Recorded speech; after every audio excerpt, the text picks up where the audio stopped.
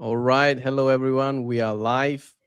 Grace and peace to you from God our Father and the Lord Jesus Christ in the fellowship and the communion of the Holy Spirit. Welcome to the stream. It's a pleasure to have all of you wherever you are watching from. And the weekend is upon me already, and Mm. I think it's approaching for many of you for wherever you are. And as the title of the stream and the discussion has, as Mm. we know, we're talking about biblical manuscript tradition today. And joined with us today is Pastor Green with us. Pastor Green, thank you so much for joining us. Yeah, I'm glad to be here. Thanks for reaching out. I know it's been a few months to actually get this to go, but we're here. We're finally here, so it's good. Yes, yes. And, thank you so much also for responding. And we became connected, and you were gracious enough to have this time with us. I must say that I'm impressed, and I, of course, thank God for the resources and the ability and the gift, I would say, that He has given to you to process so much. This is such a difficult subject that Mm-hmm. many wouldn't want to actually dive into.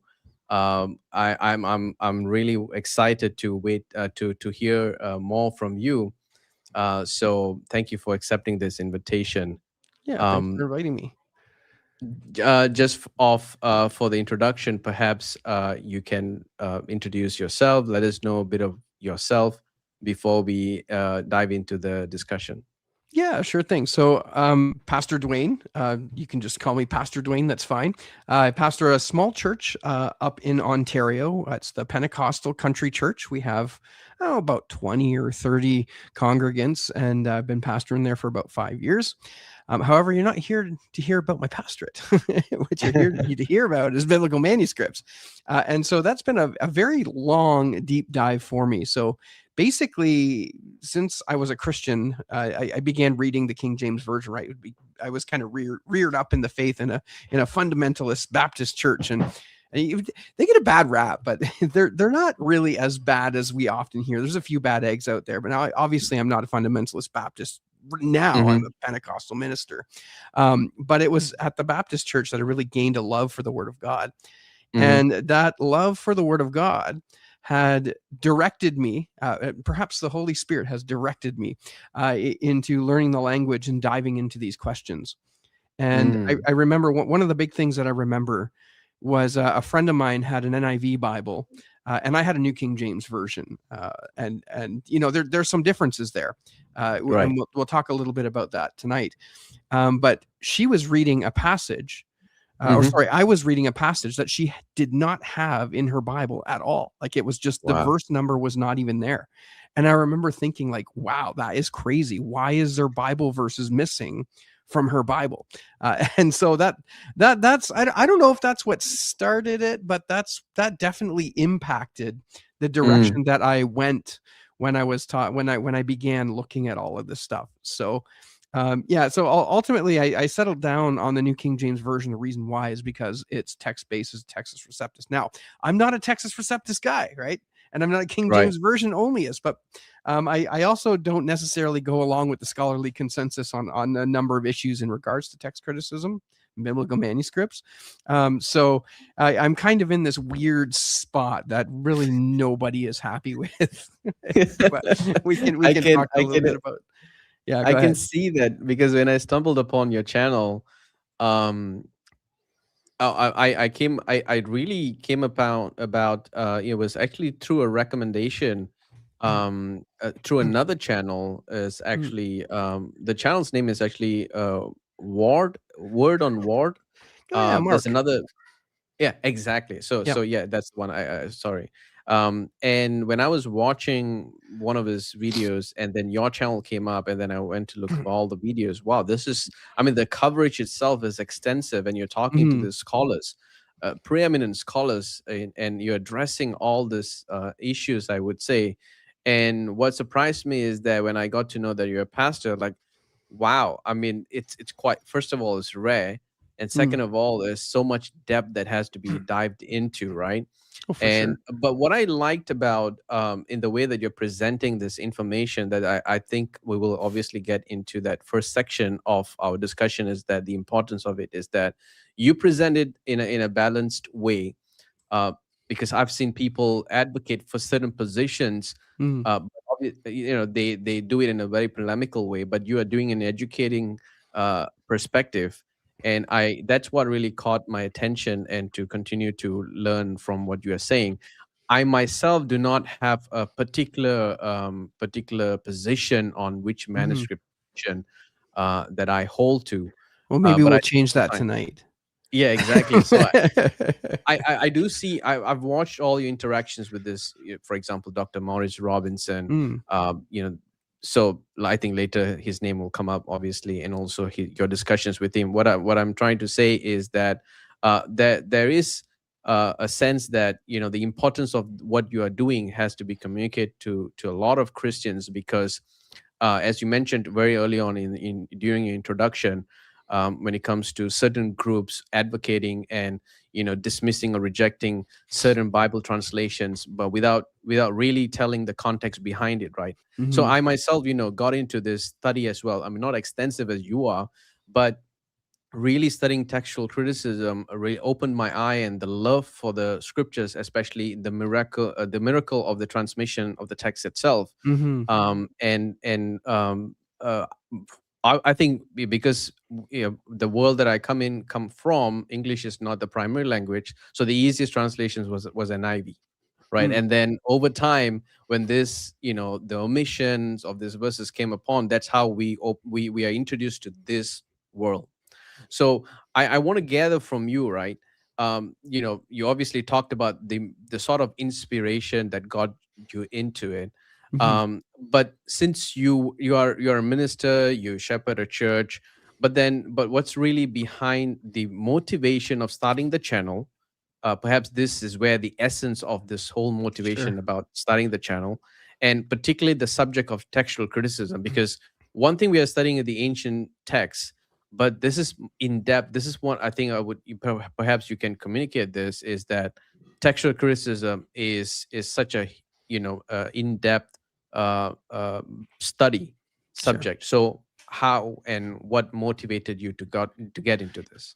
Okay, yeah. So the YouTube channel, so it's textual discussions with Dwayne Green, Right. and it wasn't initially a text critical channel. It was just I'm learning Koine Greek, and I'm just gonna Mm, post videos on here of me attempting to learn it so that I can communicate with some people. So if you go back to my very first videos, I'm just gonna leave them up there because they're really bad quality. But you can go and watch them. Uh, and this is me attempting to speak in Nelinika in Greek. As I was right. learning it, then there was a gentleman on a web forum. So back in the days, PHPBB, the bulletin boards, Right. the old school. We're like late '90s, early 2000s.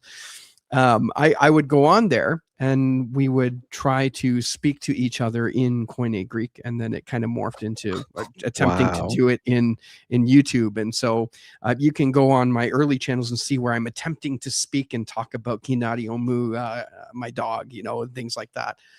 Um, but that's initially how the channel was born. I want to learn Greek and I wanted to post some of the stuff that I've been doing. And then, excuse me.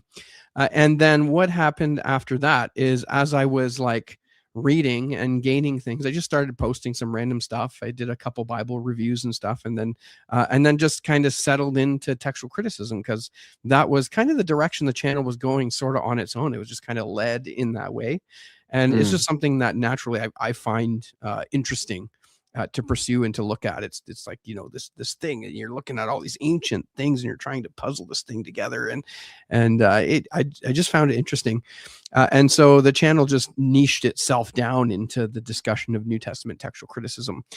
Uh, right. and then you can see a part of my journey where I was kind of wiffle waffling between a TR position and a Byzantine text position, and Mhm. finally came down on the Byzantine side. And again, it's not much different from the text receptus. So we're not Mm, talking about text generally, mm, but method.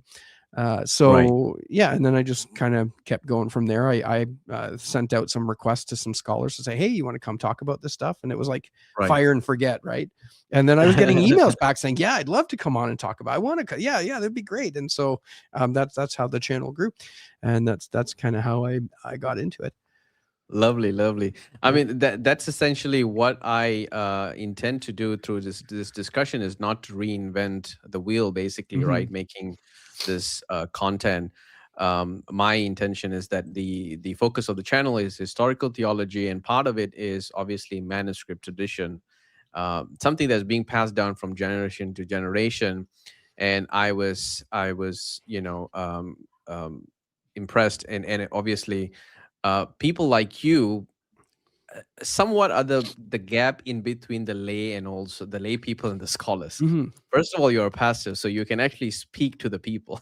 So Yeah, the yeah, ideas are definitely being communicated, from the, compared to someone in between, compared to the high tiered people, the vocabularies and so forth. yeah. um so thank you for that. So briefly, just moving from that, is that I think people are aware, it's like, okay, textual criticism, I understand, Pastor Green, SBM, you're talking about manuscript edition. So I guess, for a starters, defining terms, or giving them the foundations, what do we mean by manuscript edition, and what do we mean by textual criticism? Yeah, so we'll start with textual criticism because that Okay. kind of leads into manuscript traditions. Right. So text criticism, I'm at this point I'm just parroting just about everybody who talks about text criticism, right? Because Yes. oftentimes people think it's about criticizing the Bible and what it says. I There's wanted to say that. Yeah. yeah, there's higher and there's lower criticism, and higher criticism has to do with like checking the historical things, and maybe these things don't actually mean what they say and stuff. We generally don't do higher criticism as Christians. It's not our. Um, but lower criticism refers to looking at the Greek manuscripts and trying to determine which reading is actually written by the author of the given book. Mm. So for those who may not be aware, I think just about everyone is, but to those who may not be aware, they didn't have computers Mm, when mm, Paul mm. and Peter and James, when they wrote their books, they didn't have computers. They didn't have control copy and control paste, right? Yes. So they literally wrote it out by hand. And if you've tried to write anything out by hand, you know how that goes. You are going to make mistakes. I Mm. tried writing something out by hand a little while ago, and it was okay, but I made Yeah. mistakes.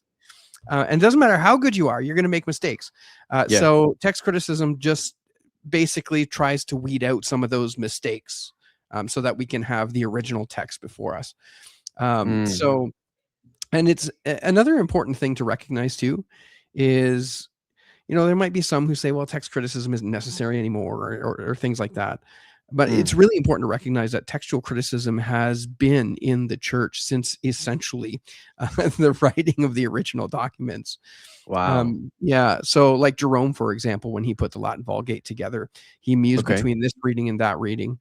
He Mm. referred to Lucius, and Hezekias, and there were a couple others. Origen made textual decisions. You can read through his writings, preserved by Eusebius. Like the textual criticism has always been part of the church, and then even in the Right. 15th century, 16th century, when the Textus Receptus came about, um, every succeeding edition, there were minor adjustments made to the Textus Receptus. So Mm. Erasmus had 4 editions of the Textus Receptus, and he made some changes in his subsequent editions. And then Stephanus came along, and he made a couple changes. In fact, I think it's Stephanus who even put in the margins what manuscripts he was referring to when he made Mm. certain changes here and there.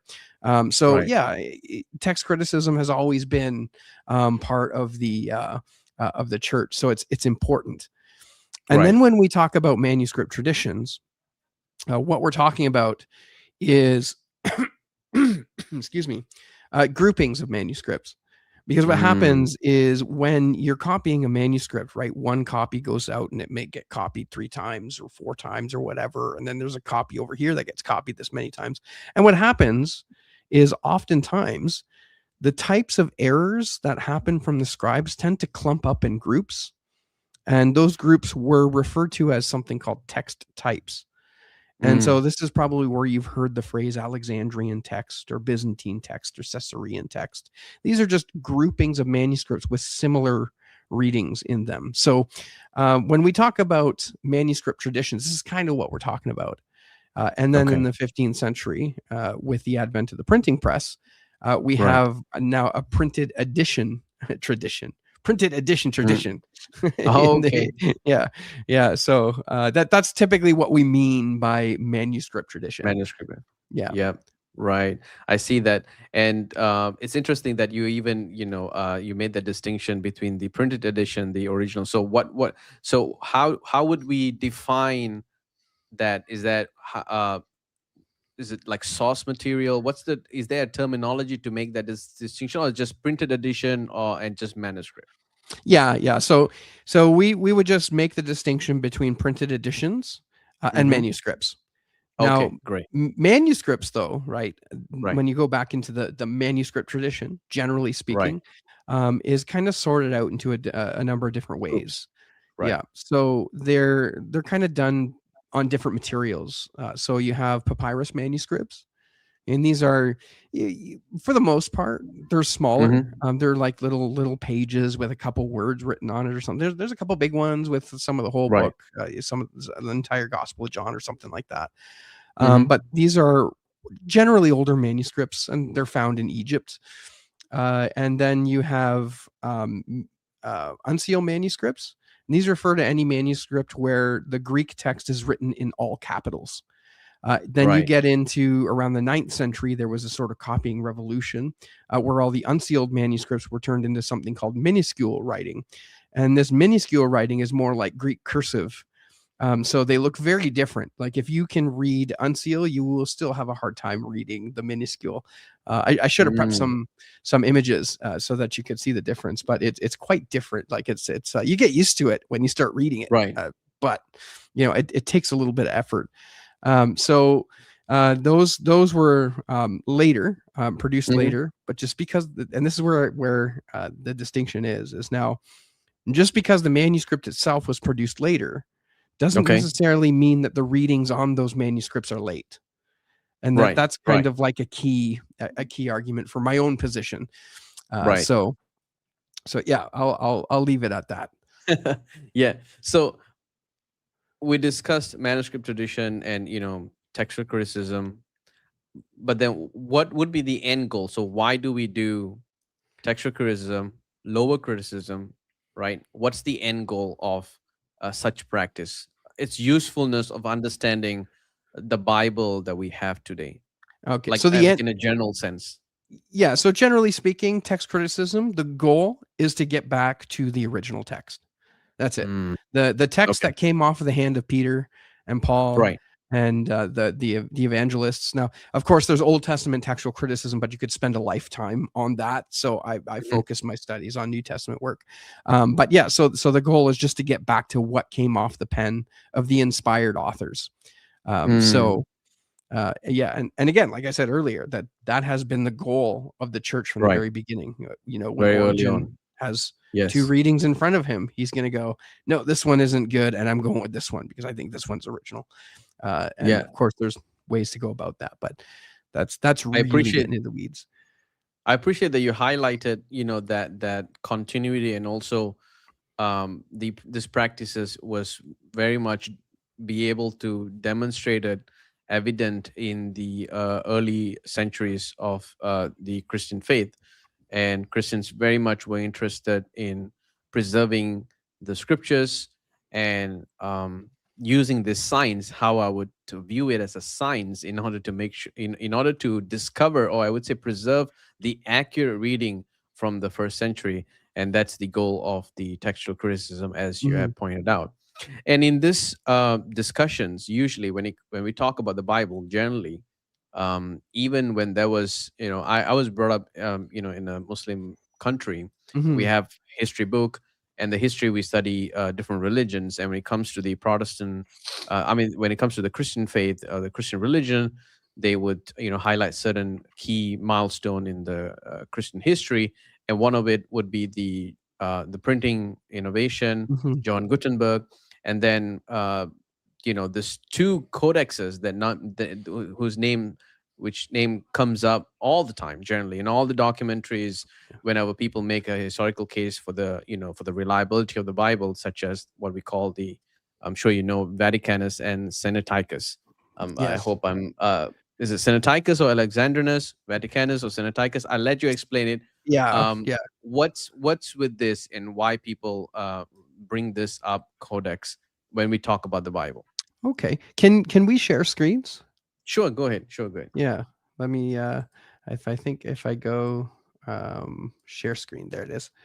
I can share my whole other screen. There it is. Okay. And there we go. Look at that. Look at that. That was quick. That was easy and painless. I like it. Yes. All right. Just a shout out to my friend, Mr. Moreno, who's in the comments there. Yes. Dwayne will take the mediocre cursives over the great unseals. Mediocre. That's all good. All right. Right. So what I'll do here is I just want to show you because Hmm. you're asking about Codex Vaticanus and Codex Sinaiticus. Sinaiticus. Sinaiticus. Okay, Sinaiticus. Sinaiticus. Now, I Okay, gotta call get it the terms. I've been calling it Sinaiticus, Okay. but somebody in the comments of one of my YouTube videos is like, why do you say it that way? And I was like, I don't know. That's just how I said it. But Right. this here, what we're looking at on the screen, this is, I'll just accept that. This is Codex Vaticanus, Vaticanus. and Okay. now modern scholarship typically sees this as a very important manuscript. Personally, Okay. I don't necessarily see it as important as is often put out. There's a Mm. very important reason for that, and we'll discuss that later. But Okay. nonetheless, it's like a very interesting artifact here, and Mm. you can see uh, again all capital letters, right? This is Mm. Mm. and what's interesting about Vaticanus is, I don't know if you can see it. Can you see Yeah, where we I'm can see it. pointing? Yeah. So you see the new here, the letter N. It looks like the letter N. It's kind of in a Okay. different color ink than the Okay. rest of the text around it. Mm. So what happened with Vaticanus is shortly after the the scribe wrote down on it, the ink began to fade, and so another scribe came later and re-inked all of the letters, Hmm. with the exceptions of the ones that he didn't think were actually part of the original text. So again, there's that Right. whole text criticism thing happening in Codex Vaticanus. Now, Vaticanus again is very what's the term? Controversial manuscript, especially when you start talking with King James Version onlyists, because they see this as kind of like a depraved, heretical manuscript because there are a lot of differences, and there are some differences. Like, don't get me wrong, Codex Okay. Vaticanus has there's a really popular reading in here about Jesus having the spear put into him, and remember when he dies on Mm-hmm. the cross, they spear his side, and blood and water came out, Right. but he was already dead at that point. Okay. However, Vaticanus mixes the order up and makes it appear as though the spearing is what actually killed Jesus, as opposed to Oh. Jesus giving up the spirit. Right. So Right. there are little things like that. Okay. If I could find it, I wish I remembered what page it was on, but there's a small place in Hebrews with Mm. a little marginal note. So you can see there's like marginal notes in here. So this Uh, is this is a practice of textual criticism over there. Is that so? the marginal note. Yeah. Is that part of textual Yeah. Oh, criticism? yeah. Yeah. Well, they'll look at the marginal notes too. So text Right. criticism looks at the marginal notes and references Okay. that. In this case, you can see that there's an addition here. So the little divider symbol refers you back to the footnote in the margin, and so they Mm. would want this to be they would want this to be added into the text, or whoever came and did the proofreading, or the scribe that came afterwards. Um, yeah, are the marginal notes like scribal notes? Um, Actually, they're more like, there can be scribal notes in there. Like, there's a number of manuscripts that have actual like commentary in there. Um, Mm. or like you have canons, like here, these symbols on the side are a way to find passages quickly, because they didn't have chapter and verse back then. Right. The UCB and canon is one of those like things that help you determine where a reading is at a quick glance. But in Okay. this case, this would be a textual note. So Mm. the symbol points you back here to say, hey, we think this should be added. And this was added by a later scribe. When I'm not exactly sure.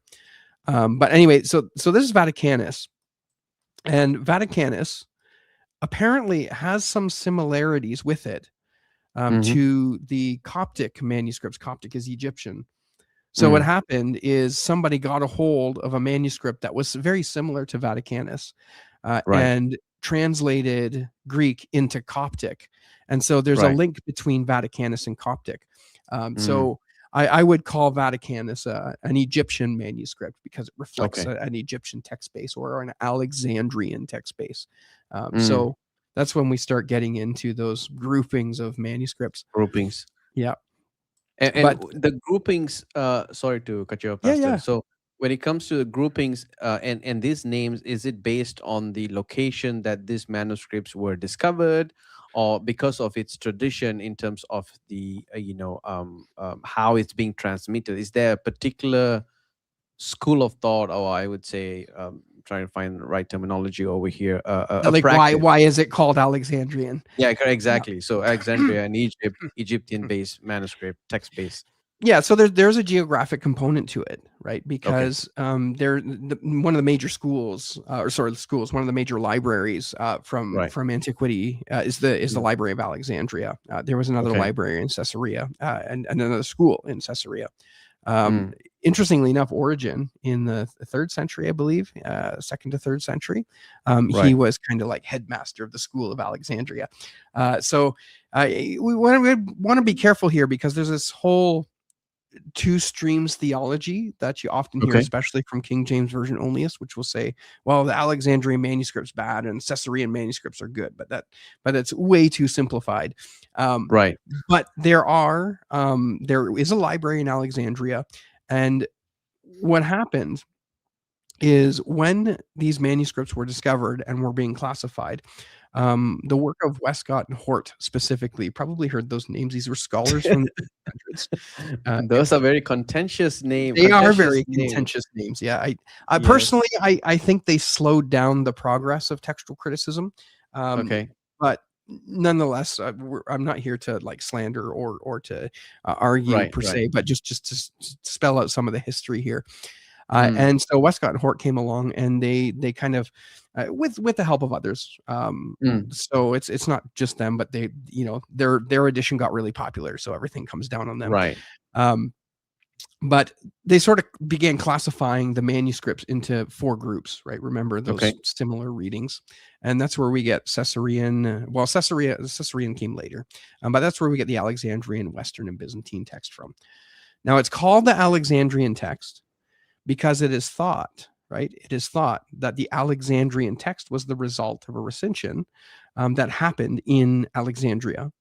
And the Byzantine text is called the Byzantine text because it is thought to have been a result of what's called a recension. That's deliberate editing, somebody collecting everything together and officializing a text Hmm. from the East, the area known as Byzantium a little bit later. Right. And then the Western text was clearly the result of editing in the Latin tradition. So, Mm. yeah, there is definitely a geographical component. And so, what has happened is every discovery of every manuscript that has come up since then is scholars will typically look at them and try to classify them based on these. And there's a number of systems to do so. But often what you have is there really aren't very many pure representatives of the Alexandrian text type. Oftentimes the manuscripts are mixed with other text types and makes it hard to classify Mm. them. So except for the Byzantine text, okay, just that's the important bit is the Byzantine text is definitely a large group of manuscripts that exists as a type. So Right. you move on a little bit later in history, and now up to the advent of a new method of trying to pull everything together. They're sort of Hmm. rejecting the idea of text types because uh, they're not entirely certain that these groupings of manuscripts, which are definitely true based on some Mm. recent research, right? Okay. Um, they're not sure that these arose from deliberate editorial activity, that they Right. just clustered themselves. And so now you'll probably hear the term clusters. So these are textual clusters Right. instead of textual text types. Text types So or yeah, manuscript traditions. yeah, That's yeah. the key term that I was looking for, the editorial practices. That's the What one. what's that? That's the one I was looking for, the correct terminology. I was, in my understanding, is that how are these manuscripts being clustered?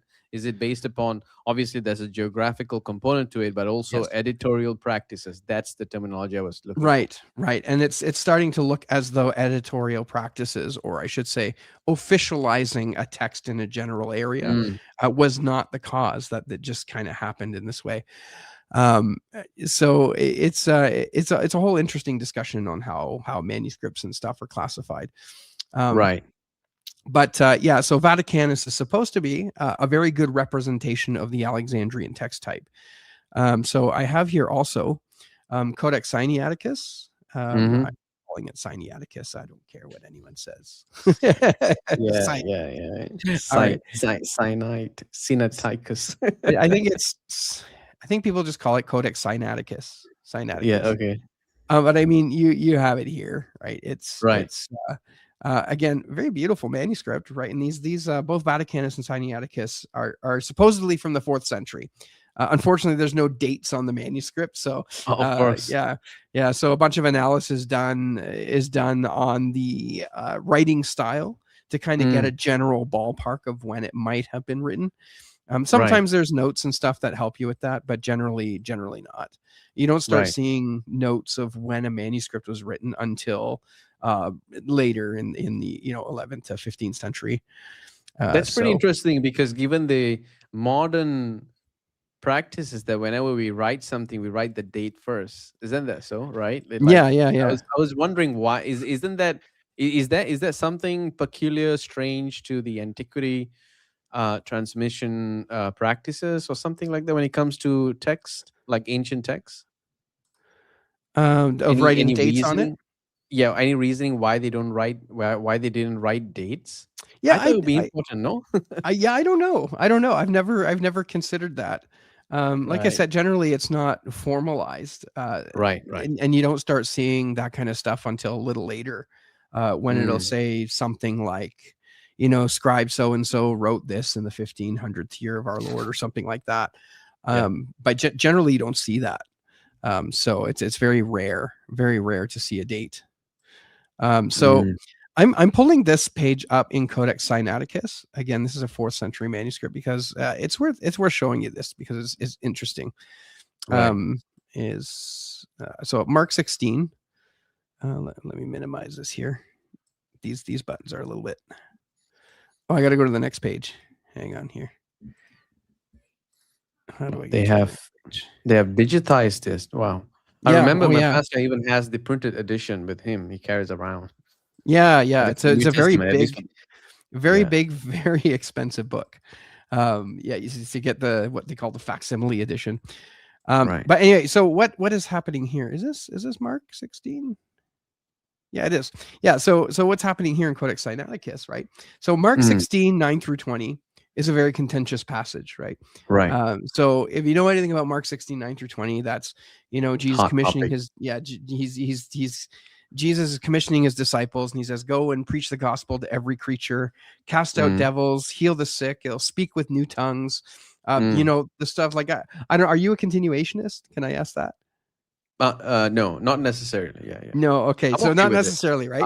yeah, yeah, yeah, yeah. Not Yeah. necessarily, but also not really hard on this. Yes. Yeah, yeah. So for me, a Pentecostal minister, right? This is a great Right. passage. Mark 16, 9 through 20 has some awesome, very Validation. Pentecostal things in there. Right. So I like the passage, and the passage has to stay. Um, not because I like the passage, but because it's got a very strong textual basis for it. Mm, However, Codex Sinaiticus doesn't have it. And what you're looking mm. at here is a blank column Right. where Mark 16, 9 through 20 should be. And what's Mm, interesting is these blank columns, they don't really happen all that often. At least not in Vatican. I think Vatican is the other one. This one here, there were mm. replacement pages added, and they stretched the Right. text to make up the space for some room here, suggesting that possibly this manuscript did initially have Mark 16, 9 through 20 in it. Now, Intentionally left.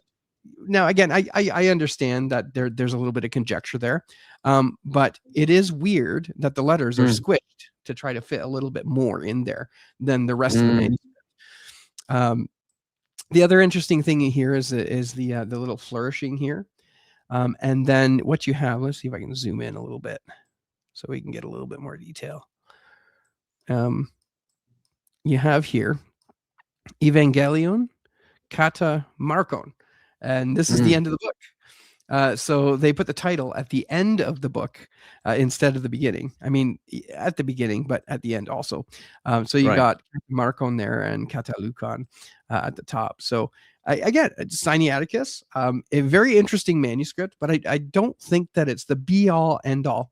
So somebody had Mm, actually done a study and tried to see what the differences were between Codex Sinaiticus and mm, Codex Vaticanus. I think this was not Scrivener, maybe it was either Scrivener or Burgon. I can't remember mm. who. But what they discovered is in the Gospel Alones, there were 3,000 differences between Codex Sinaiticus and Codex Vaticanus. And Um, these codexes are contemporary within the same period of time, like same yeah, period. yeah, yeah. Okay, Yeah, it's supposedly interesting. there's some questions surrounding the date. I think of Vaticanus. There was some testing done on the ink, and I Okay. guess we're awaiting some further testing to determine what the date is. But the general scholarly consensus is that 350 to 350 to 400 are the date of these manuscripts, and so they're the current scholarly consensus is that they are contemporaneous. Mm. So yeah, um, yeah. So go ahead. Yeah. So that was, an extensive, I would say, history behind these two major Mhm. artifacts. The reason, I wanted to have some exposition about this is, people say things about it, but I think just on the historical level, it is something that goes back in time. And besides the textual criticism, which I'm not expert, like generally many people are not expert on this to comment about, what they are doing is that they're just parroting about certain bias that has been passed down. Mhm. But for me, I see it differently. I see it like the practice itself, like the very tradition to preserve the scriptures, but also making it codex. Correct me if I'm wrong. The very practice of making it codex was like a book Mhm. a form began from was from the Christians. Is that so? Yeah, so Is there's there? a lot of Yeah, oh, go ahead. yeah, there's a ton of debate surrounding that, right? Oh, okay. So the advent of the Codex was Hmm. definitely popularized by Christians, for sure, hands Okay. down, no question. Like there's no Okay. the question of when did the Codex begin, and Right. were the Right. New Testament books written on scrolls or were they written on a codex? Right. And Okay. I think the codex begins popping up around that era. So we don't Mm. anyone who says they Obviously. know that it was written on a scroll, I don't think they really do, right? Like I think Yeah. there's Yeah. a Yeah. there's a Yeah. lot of like we just don't know. We just don't know. We don't Yeah. have the original copies. We don't know. Maybe you could make some sort of statistical argument or something that say maybe it was more likely to be written on a scroll or a book. But again, I haven't dived deeply into that issue. I just know that the convergent point for the popularization of the book form, the Mm. Codex, Mm. was right around when the New Testament was written. So Interesting. unless we That that's find, that's yeah, go still a ahead. win. That's still a Yeah, win. yeah, that's right. That's right. Yeah, Yeah, yeah. I'll take that safe, safer position over there, like popularized. I mean, that's still a win for me. I would that's say. right. That's right. Uh, right. Thank you so much for that. And now, as you have expounded on this manuscript tradition, we have heard there's some names. Alexandria, Byzantine, Mhm. Texas Receptus, and so forth. I guess now is I would say the golden time where part of the discussion is that just talk to us, explain, introduce to us the manuscript traditions that we have currently and just how many they are, or the major ones, as however you want to educate us in this Sure. particular. Yeah. Yeah. So when it comes down to determining what the text is of the New Hmm. Testament, like the original text, what came off the hands of the apostles, um, in your English Bible translations, you're going to see two streams. Okay. And I said, don't do two streams argument. But for Let me the take notes. I mean, yeah, because like the yeah. two streams argument, it's very popular on YouTube, but I want to hear from you. Yeah, when I say two streams, I do not mean it in the same way. I do not Okay. mean Antioch good and Alexandrian bad. That's not what I mean when I say two streams. Okay. But Perfect. there are legitimately two groups. We'll just say groups so I don't mix up streams, and then the King James version only is going to continue to use their streams argument. So you got two groups of New Testaments in English. You've got Okay. those that are based on the modern critical text, Okay. modern critical editions, and then you have those that are based on the Textus Receptus. There's a TR. third grouping. Yep, there's a third grouping, which generally I just call it majority text. So Majority. you've got modern critical editions, Textus Mm-hmm. Receptus editions, and majority text editions. There's some Mm, subgroupings under. There's actually subgroupings under all of them, but I think those three divisions will help you out. So when you're looking for a Bible, if you get anything that has been printed after the 1900s, mm, generally it's going to be a modern critical edition. Um, if you have a King James version, it's going to be a Textus Receptus. If you have a New mm, King James version or a modern English version, it's going to be a Textus Receptus. And then mm. currently, there are very few Bible translations of the majority text. There's one from Adam Boyd. The Majority Standard Bible from Bible Hub is also majority text. Mm-hmm. And there's another one called the New Jerusalem version. I Okay. think someone from the Netherlands has did a little bit of work on that. Right. So there are kind of like represent, but for the most part, whatever's produced after the 1900s is generally going to be under the modern critical editions, right? Mm. So Where does sorry, Pastor. Where does Byzantine comes in? Or w- so yeah. Byzantine text is a subset of the majority text Oh, because okay. So it's a subset of majority text. yeah, Okay. generally speaking, in fact, I would call the majority a subset of the Byzantine text. Maybe I should just rephrase that. So we have the Byzantine text, and the majority Okay. is the subset of that. So critical Texas Receptors and Byzantine is the three major ones, and majority is Yes. a subset of Byzantine. Yeah. I would phrase it like that. I don't Okay. think everyone would, but I mean, it's helpful to understand what's happening. Yeah. Yeah. So yeah, so when you get a Bible translation like the New American Standard Bible, the New Living Translation, the English Standard Version, the Christian Standard Bible, right? Pick your Bible. Chances Mm. are it's going to be from the modern critical edition. We'll talk about important differences between them in a moment, but just so you understand, if you buy a new one, you go to a Christian bookshelf, a Christian Right. bookstore, you buy one, it's going to be modern critical text. You might hear it called the modern eclectic text. It just means the same thing, generally Okay. speaking. Yeah. That eclectic term.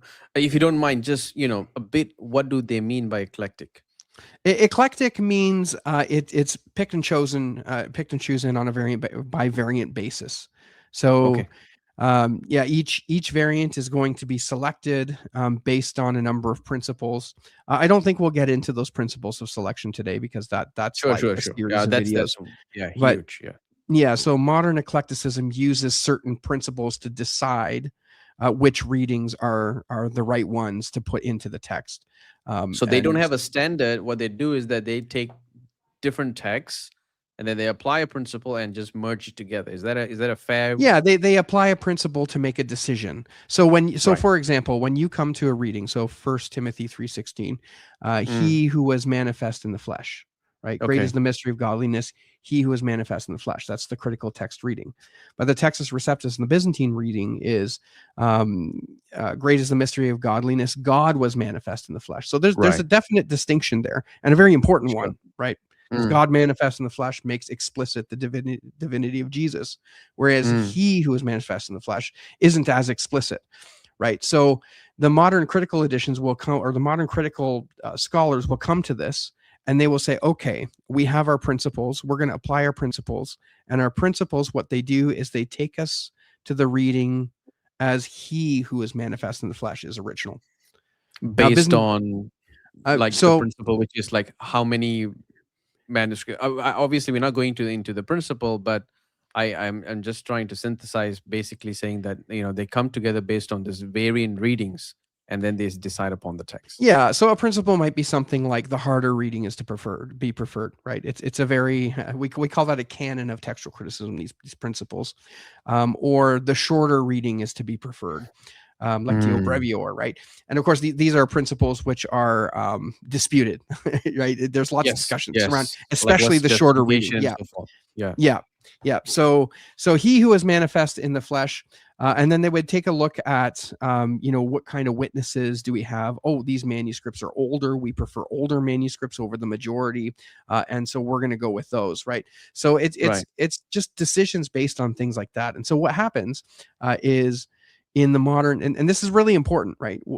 The main difference in methodology between modern eclectics and the majority text or the Byzantine text is that modern eclecticism doesn't hang much weight on the majority at all. And what Mm. happens, you can oftentimes have a reading with very little manuscript support because they weigh manuscripts like Vaticanus and Sinaiticus so highly. Right. Yeah, there's a number of places where the modern critical editions have made a choice of a reading essentially, right? Mm. Essentially based on the witness of Vaticanus and Sinaiticus, even though 95% of all the other manuscripts go with another reading. So Wow. Interesting. yeah, and again, why do they do that? Because their principles guide them in that way. Um, Okay. so so that's Interesting. what happens with modern eclecticism. Um, then with the Byzantine text, it's another set of principles, right? The Byzantine though represents the vast majority of the manuscripts that we have. So whereas modern eclecticism goes with a few deemed important manuscripts, the Byzantine text goes, okay, well, we have 98% of all the manuscripts, maybe okay, Mm. 90 to 95, which go with this reading, and it was the reading that was propagated by the church. So we put that in. Mm. Now, of course, it's more complicated than that, but generally speaking. So what you have, right, is do you go with the older, fewer Mm. manuscripts, or do you go with the supermajority of older manuscripts? And that's really where this boils down to.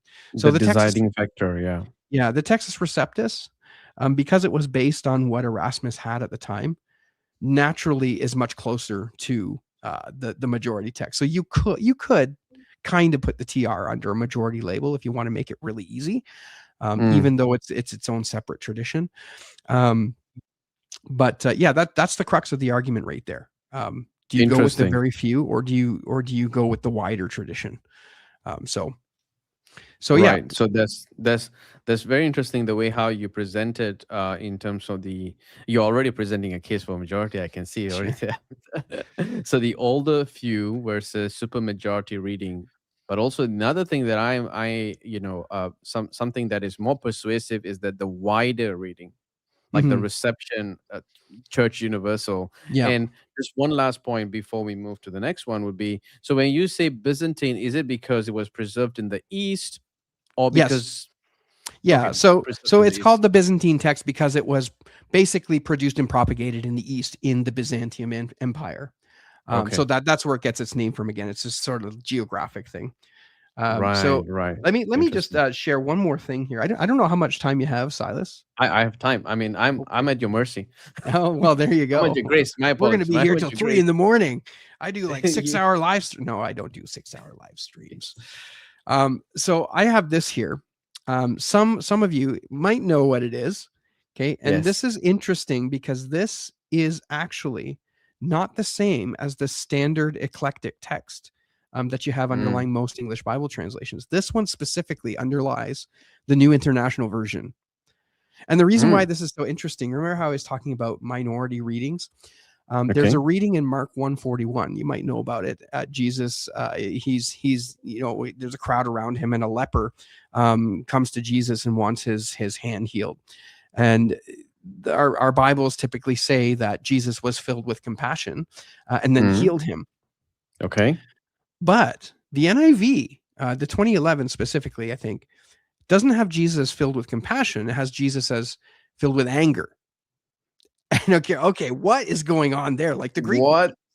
yeah, or say versus Spike needs to say, they are not even close. Like this is not something you make a mistake and put in there, right?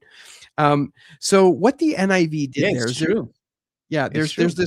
this one reading. Okay, remember I was talking Okay. about the principles of textual criticism. One of Okay. the principles is that the harder reading is to be preferred. So when you have a What's the textual variant justification? that says that Jesus had compassion on the guy with the withered arm, Mm. or that he was angry. Now, again, maybe you could interpret that as saying he was angry with the situation, or maybe with the Pharisees. Sure, okay, maybe you can. It's hard to read it that way. Um, but you have him either angered or you have him filled with compassion. Now, of course, right? The easier reading is that Jesus filled with compassion. Why? Because we know Jesus' Yeah. character. We know that he's like that. He loves people. He wants to heal them. He wants to do God's will, right?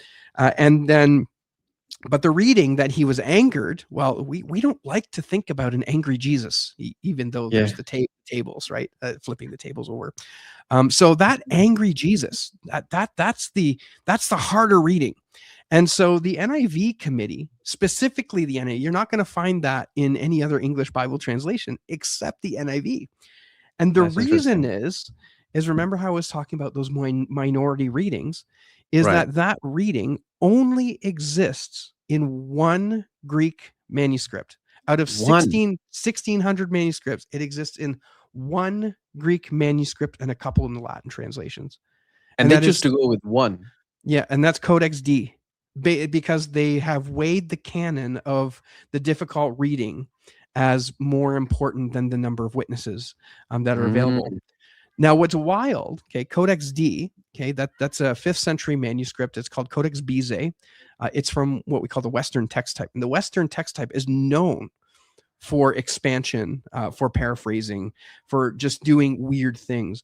And Mm. specifically, Codex D is not a good manuscript to be making textual decisions on. If Codex D is on your side, that's not a good sign. Mm. Anyway, it's one of those things, right? And again, I'm not saying get rid of your NIV and burn them. Don't do that, right? I know Right. people who are reading the NIV and they are growing in their faith and they are doing well and they're, they're good, godly people.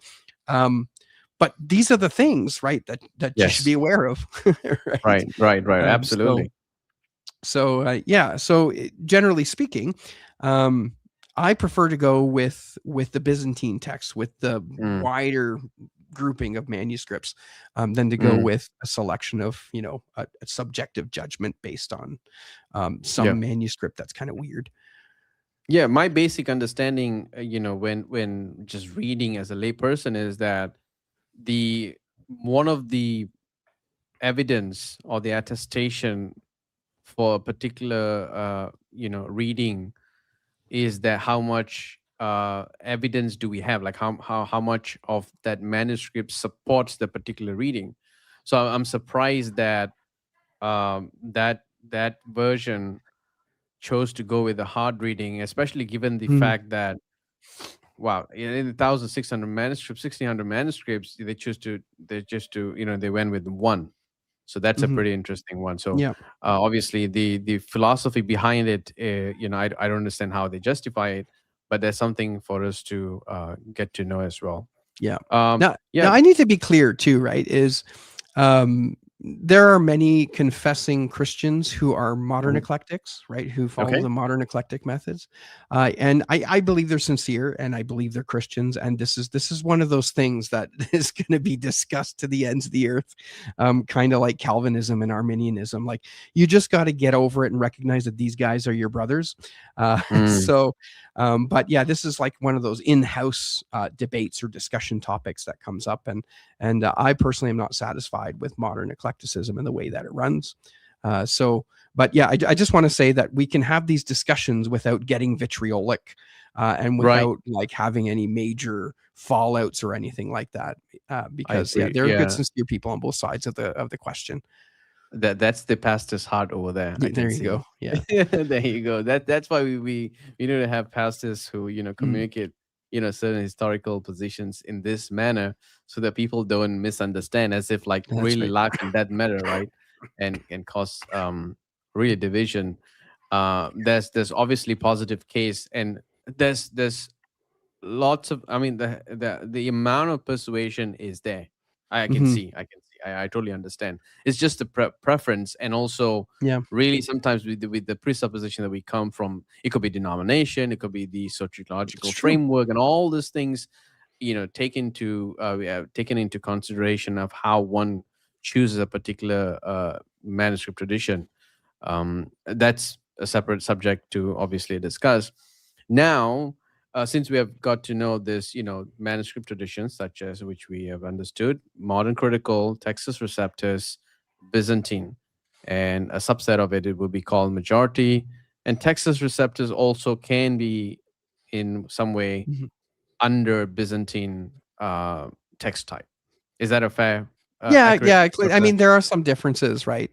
Okay, So so but they're just basically there's not as three. they're not as extensive as the differences that we see with the modern eclectic method. Correct. So I Okay, can yeah. give you a couple examples. So in Revelation chapter Mm, 22, we have the warning in there that says, "If mm, anyone adds to these words, God will add unto him the plagues which are written in this book, and if anyone takes away, God will take away his part of the book of life or right. the tree of life." So what's Mm, interesting here is that there is almost no support for the reading. I always get it mixed up, book or tree. There's almost no support for the reading in the Textus Receptus. It mm, clearly came over from the Latin. They wanted a tree of life. That's what it was, tree of life. Um, right. but Right. the Greek tradition is adamantly book of life there. So again, you have these kind of interesting readings, or another one in Revelation 16:5 or 16:8. It's Okay. he who was, who is, and is holy, or he Yes, who yes. was and is to come. And he who Right. was and is to come, there isn't any Greek manuscripts available with that reading. So Mm, he who was and is holy is the actual reading, but the Textus Receptus goes with the one where there aren't any Greek manuscripts. Now there's some debate as to whether or not Beza, when he put that in there, had a manuscript in hand. Some say he didn't, and you're just misrepresenting his Latin phrase, and others say he didn't. But nonetheless, even if there was one, I mean, the Textus Receptus in that specific instance is not really Byzantine reading. And mm. there's a couple So more, couple in Acts and stuff like that. that's where the divergence is when it comes to this subset, close proximity, but then it still can be considered subset. Yeah, I do I understand. got corrected in the comments. Mr. Moreno, he says tree is the Greek reading. Ah, All right, okay. so I get those mixed up, but you get the point. Is that the Textus Receptus went with the Tree is the reading? correct reading, right? Yeah, yeah. Yeah. So Okay. I could even just pull it up real quick and just Yeah, double yeah, check. sure, I sure. always get that wrong. Here, got it here. Revelation 22. Because I was looking at one Bible translation that uses critical, uh, it uses tree of life, and KJV uses tree of life. Yeah, tree. That's it. Yeah. 1522, 18, Let me 19. see. Due Reims. That's Oh, Due Latin. Reims. Douay Rheims is a Oh, Latin New Testament. Yeah, translated into so English. the book of life should be, I think, New International Yeah, Version. Tree of Life is the Byzantine reading. Book of Life is the True. TR reading. That's it. Book of Life. Okay. Oh, Yeah. So okay. so the TR has Book of Life. There we go. TR has Book of Life, based on actually, depending who you ask, based on a translation from Latin into Greek, because apparently Erasmus did not have a copy of Revelation that had those last couple verses in it. So at least Mm. that's a story that's told. Again, that's contentious, but um, Can I correct myself? yes, Um, the Byzantine reading is Tree of Life. yes, Okay. yeah. So if I may ask, I'm Actually, seeing here. that's not even true. The Greek reading is Tree of Life. Like it's not Oh, the even Greek questioned. reading. Yeah, like Okay. there's no question that it's Tree of Life. But But why does the Greek, sorry, the King James version, I'm looking it up at Bible Gateway, says Tree of Life as well instead of Book of Life. Perhaps maybe they, I'm mixing those up. yeah, The Byzant I apologize. So is there a revision? Like it depends on the like TR edition, which one? Oh, now I have Um, to. Hang on. Let me just grab my. I'll just grab it and look up here. This is what happens when you do too much. You get things all mixed up. So I'll give you the reading yes, yes, from no the worries, no Modern worries. Critical Edition. This is the UBS 5. So this is the UBS 5. Mm, It is the latest update to the Modern Critical Editions. The 6 Actually, the sixes, it just came out. And Mm. there's some interesting things going on with the sixth edition, but You that's are really beyond into this. this. Yeah, that's beyond the scope of what we're talking about today. We just want to solve this. Um, yeah, so to Silu. So it's tree of life. Tree of life is in the critical editions in our modern Mm. English Bibles in the Byzantine Yes. text. And then book Right. of life will be in the King James Version and the Mm. New King James Version. And so book of life doesn't have any Greek support. If Mm. maybe there's one or two. My understanding is that there wasn't any. Um, yeah, Book of Life. Yeah. Yeah, I got it. Mr. Moreno put it up there. He's good. Yeah. Right. So again, this is one of those places where the Textus Receptus is not Byzantine. And there's a couple places like it's not huge. There's not many places like this in the Textus Receptus, which is why I say like if you're using a Textus Receptus, Mm. you're probably good to go, because Mm. most of the other textual variants are generally minor and don't have much change or much impact on what we do as Christians. Right. Do I think the TR is the best? I think it's a lot better than the modern critical editions. However, I would roll with a Byzantine text. Yes. So yeah, go ahead. So Sorry. so out of the yeah the out of these three manuscript editions, you have come to a position of Byzantine priority. So let's hear your thoughts on that and why that's the case of it. So, and what particular Bible translation uses this Byzantine priority text type? Okay, so I'll start with saying that I use the New King James Version generally for teaching and preaching. I read from the King James Version just because I like it, Okay. and sometimes I'll refer to another edition like the Berean Standard Bible or the Christian Standard Bible or something. But my primary Bible is the New King James Version, and the reason Mm. is because in the New King James Version you have textual notes, and they have textual Mm. notes that tell you the differences between the Textus Receptus, the majority text, and the modern critical editions. So you have those Wow. footnotes that actually, so you can get a pretty good idea. Now it's not Right. perfect, but you can get a pretty good idea of what the majority text or the Byzantine text is with the Mm. New King James Version, whereas you don't really have that same kind of thing going on with the other translations.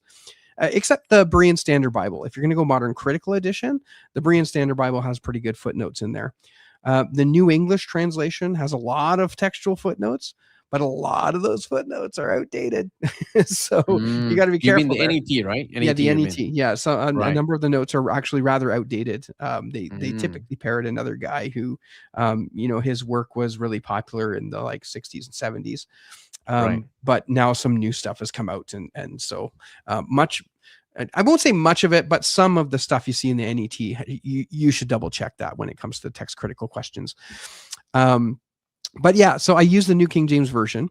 Mm. And again, the reason is because of those footnotes. We can see what the majority readings are in the New Testament. We can see what the Byzantine text is, generally speaking. Um, Now, the reason why I prefer the Byzantine text, and this is where we get into the fun part, is a couple of reasons. So Okay. the easiest one is because it just simply is the text that has been transmitted through the history of the church. I would say back to the original. All right. Uh, Mm. You go into scholarship from the 1800s, and it's generally conceded that the Mm-hmm. Byzantine text goes back at least as far back as the fourth century. Wow. So, so of course, I'll argue that it goes back further. Um, but either of the text types have a beginning that's very early. Mm. Now, that has been transmitted by the church, and other forms of the text generally have not been. So we have incredible numbers of the Byzantine manuscripts. And so there are something like 5,800, Mm. 5,700, somewhere around there. We don't have an exact count. Right. It's difficult to get that. But and of those, about 90 to 95% of those manuscripts represent the Byzantine text type. Mm. So now 90 to majority 90. is a thing, right? Like I don't Okay. want to say like I'm basing my argument on the majority text. I'm not basing it entirely on majority, Appeal but to majority. but you also shouldn't ignore the majority. And I think Yes. what modern criticism does is it ignores the majority, and so you end up Right. with a reading like Mark 1:41, Jesus being angry instead of filled with compassion. Mm, A majority, I call it a super majority, because oftentimes what happens is a reading that has majority support is almost always more than 95 to 99%. Almost always. Where it gets mm, tricky is when you have like a split that's like 60-40 or something. Then you have to do a little bit more work. Um, the other reason why I think the Byzantine text makes more sense is geographically, it was said to be produced in the East. And when you look at the Apostle Paul and who he writes his epistles to, for example, or where the mm. gospel circulated, where were they? Right. Right? They were Yeah. in the East, which became the Byzantine Empire. Um, so when you start talking about Alexandrian manuscripts, you have to ask the question: well, which books of the Bible were actually written to people in Egypt, in Alexandria, in Right. Carthage, in the West? Like, which books of the Bible were written there? None of them were, right? Mm, Um, mm, mm. so, so you have so when you go with the modern eclectic method, which favors the Egyptian manuscripts, right, which favors the Alexandrian text, there's an added step that the original text will have to have traversed the landscape and made it into Alexandria and have been collated by whoever is doing the work in the library there. Um, and then you have that, so it's like a second source. So Mm. again, in my opinion, it just doesn't work. We have better attestation for the not better attestation, but it just makes more sense Mm. that the place where the books were originally written to would Right. maintain a pure form of the text than somewhere 1,000 miles away. Right. So that works out. And then we already so those are generally three arguments, and the third one being that it was the text copied by the church, which I think we stated already. Right. Um, Much more stable, especially given I would say the East becoming the new capital of the Roman Empire. So there that's was right. much more activity and activity of preservation over there. But there's also the other side to look into is that how would you respond to where it's like, okay, well, I mean, a lot of manuscripts were discovered in Egypt prior, particularly because of its, the location, and hmm also given the weather that is very conducive for the preservation of the scrolls. Does that have any effect into this idea, the talk, the subject of manuscript tradition, or is just very isolated, nothing to do with it? Well, it does, because those are the manuscripts that are favored by modern eclecticism. Because generally, right, the papyrus Mm, are older, generally, and right, remember, mm, generally speaking, the older the better. So my issue here is that mm. oftentimes the papyrus manuscripts and these Egyptian manuscripts that geographically come from there, it's assumed, and this is the thing, is it's assumed, it's not proved, it's assumed, and no Okay. no evidence has been proffered that I'm aware of, that the kind of text that we find amongst the Egyptian papyri, that they are a reflection of what the New Testament looked like in the wider Roman Empire. That's just Mm, assumed. And I'm here saying, no, we can't make that assumption, because what we right. have over here is this big mass of manuscripts that is very coherent with one another. And we Mm, don't have an explanation, or I should say, you don't have an explanation of where this came from. right. So Right. it's been tried before. So in the 1800s, again, we come back to our friends Westcott and Hort. In their Right. introduction, they tried to explain this massive Byzantine manuscripts Mm, through what's called recension theory. And so what he okay. said is that somebody came along somewhere between 3 and 400, somewhere in the 4th century, and collected a bunch of manuscripts and Mm. produced and edited an official church text, and that became the Byzantine text. And so in his Oh, introduction, yeah, he even went right. on to suggest that maybe Lucian of Antioch, maybe he was the one responsible Yeah. for doing this. And then Mm, as time went on, um, textual scholars tended to get a little bit more dogmatic on that. So mm, whereas Westcott and Hort were just kind of like, yeah, you know what, Lucian kind of fits the bill. Metzger comes along and he goes, no, it was definitely Lucian of Antioch. He did it. The Byzantine text came from him. And then you go to Dan Wallace, which I'm sure you know who he is. Dan Wallace comes along and creates his tutorial stuff and says Lucian of Antioch did it for sure. So you can see things Wow. get more dogmatic. But what has happened is generally now modern textual criticism, that modern scholars, modern eclectics, have largely rejected the Lucianic recension theory because there's just no evidence that it happened. There just Mm, is nothing. What we have, we know for sure that Lucian did some work in the Old Testament, and he did some right. work specifically in the Psalms, but he didn't do. There's no evidence to say that he moved on and did anything with the New Testament. So that's Yeah. just hearsay. So you go back to Westcott and Hort, and they go, well, maybe, kind of, sort of, Lucian sort of fits the bill, maybe, but we know it was edited. Um, so Mm, with that no longer in vogue, a new theory has come out, and this is a paper in 1995 written by Klaus Wachtel called the process theory. And what the process theory suggests, and this is relatively new, I've just been looking into this over the last 2 weeks, maybe. And so, what the process view suggests is that, well, maybe this massive Byzantine manuscripts that we don't know where it came from, maybe it was the result of a long, unguided process that ended up making all of these manuscripts cohere together really well. Now, again, mm, on the face of it, I just don't see that working. Like, what kind of unguided, long, drawn out process makes mm. things cohere instead of Correct. diverge? Right? Yeah. What Yeah. does Yeah. that? Right? Yeah. Nothing. Nothing. Nothing that I am Right. aware of.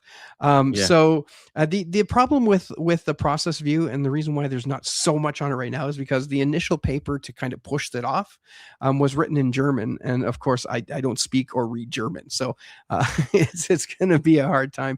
There's some stuff coming out here and there on it, so but Right. I would love to see like how would that happen? Like Mm, as mm, I was a software developer before I was a pastor, and when you're managing a project, if you don't manage the project, people go their own mm. ways, Yeah. right? Yeah. You've got True. to True. manage it in order to keep it coherent. Correct. So if there's no recension and it's coherent, and the process view doesn't work and it's coherent, well, maybe the scribes are just really good at copying because that was their job, and Mm, they kept our original manuscripts in relatively decent shape. I mm. think that explains it much better. The name Lucian of Antioch rings a bell because it does come up in, I think, in prior, I think, in somewhat before the Arian during the Arian crisis. Yes. um and I've heard also the KJV only advocates, right? They Mhm. also have appealed to Lucian of Antioch being the so-called the preserver, I mean the individual who actually preserved the text from being corrupted. Am I saying it correctly? Is there a kind of I'm not. connection? I don't hear that connection. The one that I often hear is Athanasius. Oh, right. So yeah, during Interesting. the Arian controversy, Athanasius was kind of like the lone rider who stood up to the big wigs, right, Oh, and yeah, fought yeah. for the divinity of Christ. And so this is very specific to the Comma Joanneum, right? 1 John Mm, 5:7, which is very very popular textual critical discussion. mm, Generally speaking, it's not in the Byzantine texts. It's not in the modern critical editions, but it's in the Textus Receptus. And mm. so there's lots of theories as to why it got into the Textus Receptus. And I don't want to get into that debate too Yeah. much. It's Um, too much.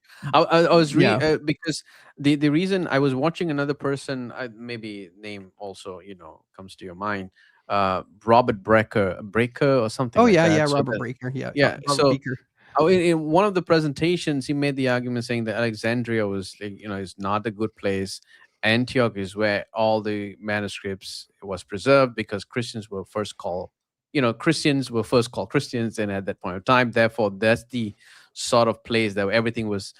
preserved, and then comes Lucian of Antioch. That's where the name Lucian of Oh, maybe Antioch actually he was could have. He mentioned. could have. Yeah. So Robert Beeker, he's a fundamentalist, Okay, mid Acts dispensationalist. Now, I would right. consider myself a dispensationalist, but what he does is he applies that to the King James version because Robert Beeker is a King James version onlyist. And so what you're describing there Mm, is this. What I mentioned earlier, it's that two streams theory, right? Antioch okay. good, Alexandrian bad, and so he Mm, brings in his theology with the law of first mention. And so where he would go with that is he would say something like, well, Egypt is mentioned in the Bible first, and we've got Moses, and he's delivering his people out of Egypt, and Egypt is keeping God's people in bondage. And so, because that's the first mention of Egypt, Egypt is bad. And so, anything that comes out of mm. Egypt is bad. Whereas Antioch, and like you mentioned, right? Antioch, it's the place where they were Yes, first called Christians. And so, law of first yes. mention, Antioch is good. Therefore, everything from Egypt is bad and everything from Antioch is good. Now, I mean, I Uh, simplified that, but that gives you the general gist of how that argumentation works yeah. and how, For a moment, it made yeah, sense to me. yeah, sure, sure. I was almost buying it. But again, I don't mean to, sound liberal in a way that I'm reasoning. What I think the case can be made for how you presenting the case for the Byzantine priority. I Mhm. I totally see it because the coherence, the consistency, the preservation, and the stability is very important when it comes to that. But there's also another camp that is actually, the opposing view is that, well, we got to let this text to be transmitted freely. And when we see this from broad perspective, from the wide, not the wider perspective that you are advocating, from the Byzantine Mhm. perspective, wider in the sense of critical perspective, is that we're able to see is like what is the close proximity to the period of time. So perhaps that's the principle that is being advocated. Like, okay, if we have many readings, although it is not consistency, we are somehow able to use some kind of principle to say like, okay, this is the closest reading to the time. But I do see how you are saying, in Mhm. terms of the Byzantine priority, like that makes sense actually. Mhm. Not just personal subjective reasoning, but I would say, for me, the takeaway today in this session is that stability. So Mhm. I like that reasoning. Stability is better. I would say Yeah. that. And not, so I think generally when we talk about manuscript traditions, people know the two streams, although we're not referring to the Groups. the generally known Yeah, two yeah. streams, right? They're not so just back to our conversation earlier when you mentioned the two groups, is that the modern eclecticism, the modern Bible translations, people know that. And obviously in all of, majority of my conversations with people outside of my paradigm or world, from Asia perspective, is that people always come up, it's either KJV, or um like what we call they would call it the Calvinist translations, like LSB, ESV. Mhm. So this, they have this, they have already termed this, Calvinist and Armenian translations. Yeah. I don't know how that even works. And the argument for KJV is that this TR, I have heard so much information on the internet and on the YouTube. There's so much debate about it. Give us an overview on TR, and what we call the also different editions, and of course, finally, the reasons you would disagree or you see a difference within the Byzantine text type. Mhm. Yeah, so I want to be clear here. I have tremendous respect for the Texas Receptus. Hmm. And again, if you're using the Texas Receptus, you are using something closer to the original than the critical editions. I Right. believe that. But the thing about the Texas Receptus is it wasn't there. There was nothing like the Texas Receptus in a single manuscript until the advent of the printing press. And what's really interesting is that those who hold to a Texas Receptus position. So there's one specifically called confessional bibliology, and Okay. so if you're reformed, right, And this is typically a reformed approach to bibliology. That's why it's confessional bibliology, because it refers back to the confession that the Mm. writings are what is it, authentical in the original Greek and the original Hebrew, and Okay. so at that time when those confessions were crafted, they had the Textus Receptus in their hand. Mm. And so the argument goes for the confessional bibliologist is that this is the Bible that they're referring to when they wrote chapter 1, paragraph 8, or whatever it is. Um, so yeah, there are some who are confessional, like Presbyterians, confessional Baptists, these kinds of guys who would hold to a position like that. Mm. Lutherans, even, all right, some of them will hold to the Textus Receptus because Lutherans love tradition. Mm. So the Textus Receptus is the traditional text. And what you Anglicans got to as well. understand, yeah, and what you got to understand is I don't just push off the TR guys, because they do have some very interesting arguments, very intriguing arguments, though it's on a different spectrum than where we would come from. So if you look at what happened around the time that the Textus Receptus came about, like what was the big event that happened when the Textus Receptus was printed? Reformation. Right, it was the Ref- Reformation, right? And the Right. Reformation was a huge deal. It was absolutely Mm. humongous, right? You have power being taken from the Pope, and Mm. you have the gospel being clarified, and then Right. you have the Word of God, the Bible, being elevated to its rightful place. Right, that's Hmm. what happened in the Reformation, generally speaking. Right, Right. Right. and so out of the Reformation, out of that revival, if you want to call it that, I'm a Pentecostal minister, so we can call it a revival too, right? Um, Out of that comes the Textus Receptus.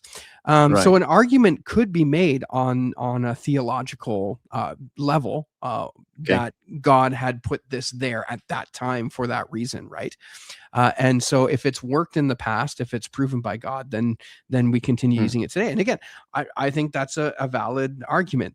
Um, I don't think it goes far enough, because God did not tell us how and when His word would have been, solidified, crystallized for us. But Mm. I'm reluctant to say, well, that's a really dumb argument, we shouldn't use it, because people will find that convincing. And that was one of Yeah. the things that I struggled with when I was trying to decide between Byzantine or Textus Receptus. And ultimately, for me, there are some readings in the Textus Receptus that just do not work. Like, for example, we talked about the reading in Revelation 22. There's a couple of readings in the book of Acts in which there's Mm. very little manuscript support. We have Mm. what are what I would call Latin intrusions. So we have Latin readings that have made it into the Textus Receptus. Why? Because Mm. Erasmus, right? He had his Latin texts and his Greek texts, and so Yes. he pulled all those sources in. Now, what happens when you translate a text? Right, you lose something. Something is always Mm. lost in translation, and this is the Right. important thing to realize is Right. does that mean that, if I'm not reading original Greek, that I'm not getting? No, that's not what I'm saying. But you Mm. will lose nuances and things like that when you make a translation.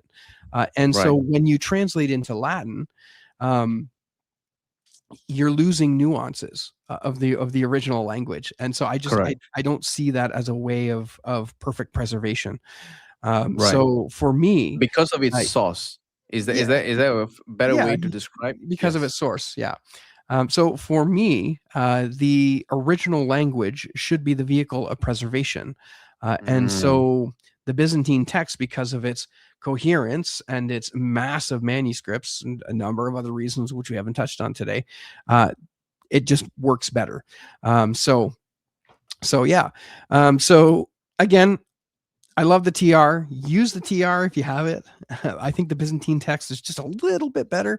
Um, but yeah, so now you were asking, I have the question here. You were asking about the different editions. Right. So Is there yeah, so in my research, it shows that there are different editions, printed editions of TR, and the modern version, like the KJB, that the official one, the authorized version, is based on Blaney 1769 edition, if I'm not mistaken. So talk to us a bit about that, because just a bit of clarification, there is still a bit of dispute among in the same camp of which edition is more authoritative in a sense. Yeah, Is that so the Blaney 1769 edition, it's actually not a Greek text. It's the King James version. It's just an oh, edition. Yeah. okay. So what would happen, right, is the first edition was printed in 1611. They print it out. Okay. They sell all their copies. They realize there's a few mistakes in there or whatever, right? Because everybody makes mistakes. It's just this is the nature of the work.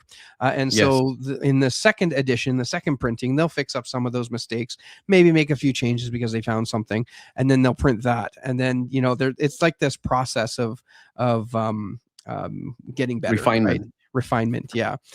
So that speaks to the King James as an English Bible. But the Right. Textus Receptus, right, it went through that same sort of process of refinement. So there's some questions as to which was the first Textus Receptus.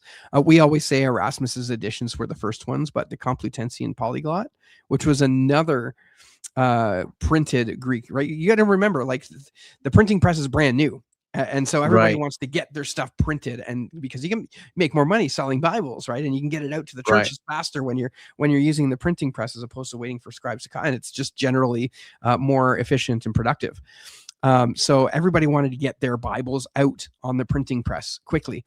And Mm. so the Complutensian Polyglot began and finished the work and printed the books before Erasmus. Wow. But Erasmus was able to get his printed, edited, and finished and published before the Complutensian Polyglot did.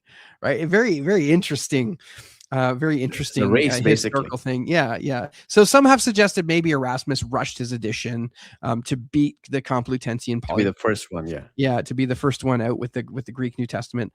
But anyway, so the debate is whether which one came first, and I think publishing is kind of the big deal. So we would just say Erasmus's came first, and so he produced was it 4 or 5 editions, somewhere around there.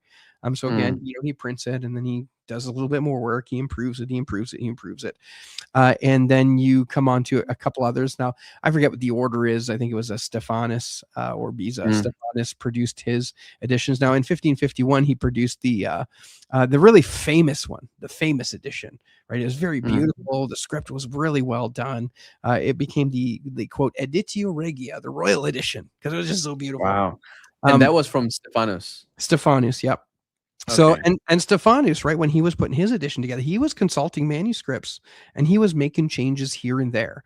So he Um, was doing eclecticism as well. it's I wouldn't call it wasn't the Sorry, same. sorry. Textual criticism. My He was doing apologies. text. Yeah, that's right. Yeah, modern eclecticism is a method of textual criticism. Right. So Stephanus was consulting his manuscript pool and making changes based on what he considered to be the more ancient readings. Now, I'm not sure exactly how he made those decisions, but he even left little notes in the margin to say which manuscripts had these readings and so on and so forth. Mm-hmm. So Stephanus produced, I think, 4 editions. Wow. Um, Pastor Green, I think we lost you a bit. Your audio. You're muted for some reason.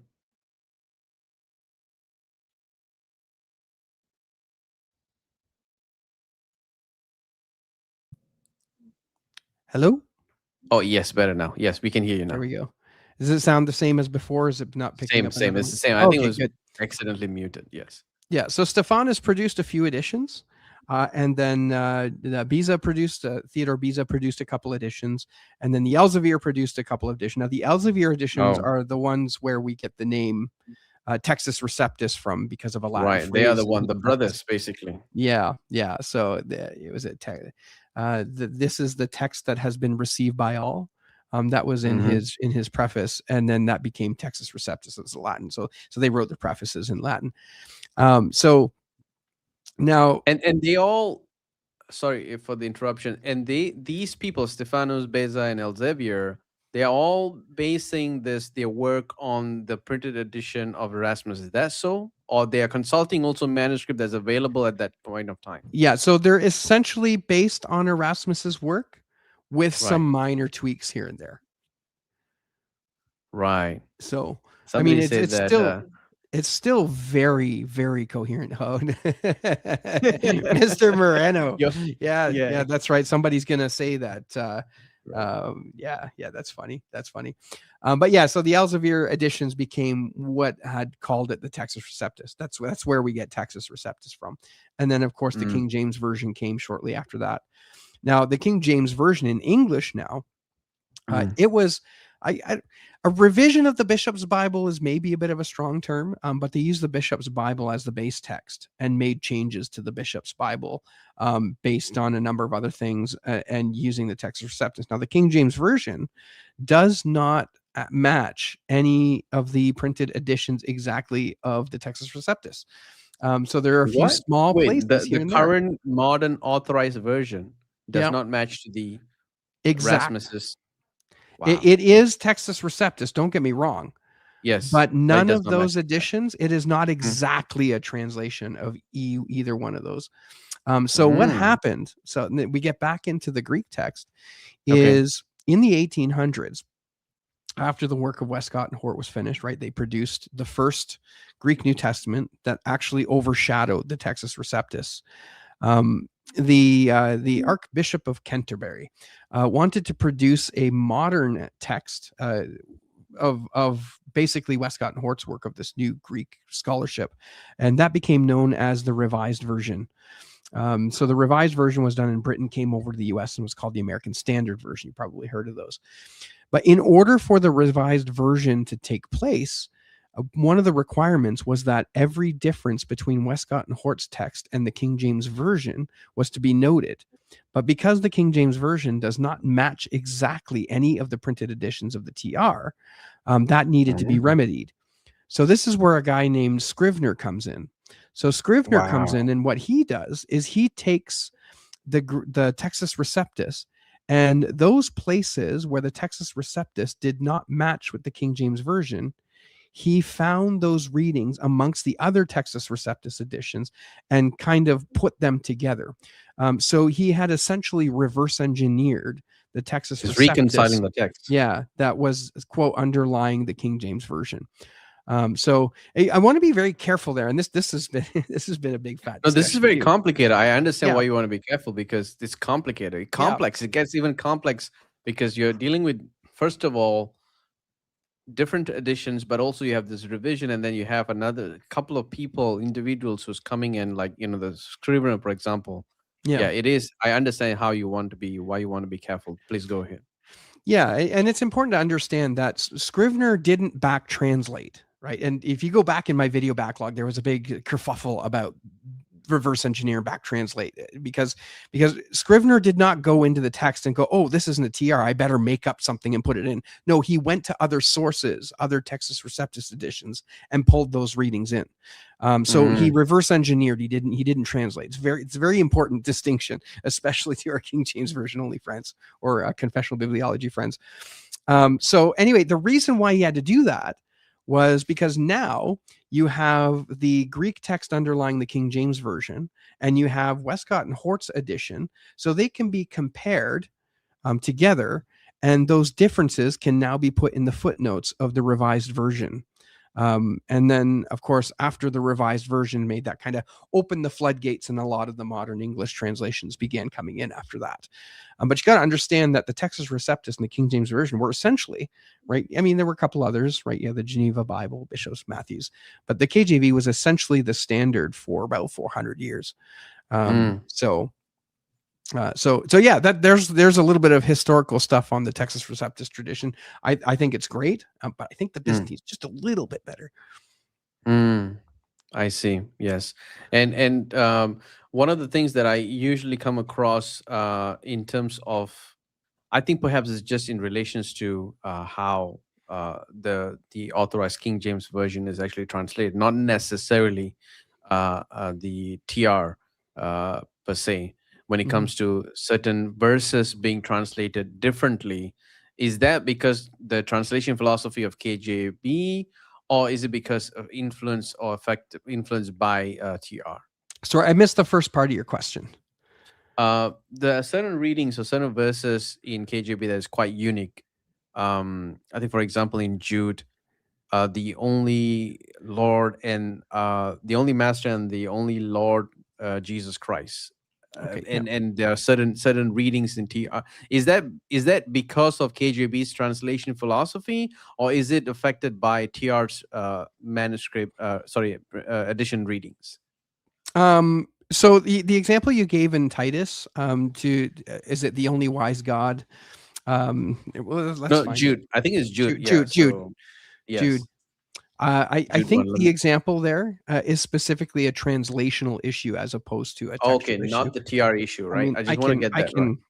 I can find it. You do have to make a distinction though, because what happens is sometimes you'll have a textual issue which doesn't Mm, impact translation at all, right? Like right. there are certain words and phrases and things that you can say in Greek different ways that you would Right. translate the same. Like you just have to. Like for example, in Greek, different cultures, right? You have different ways of like honoring people, right?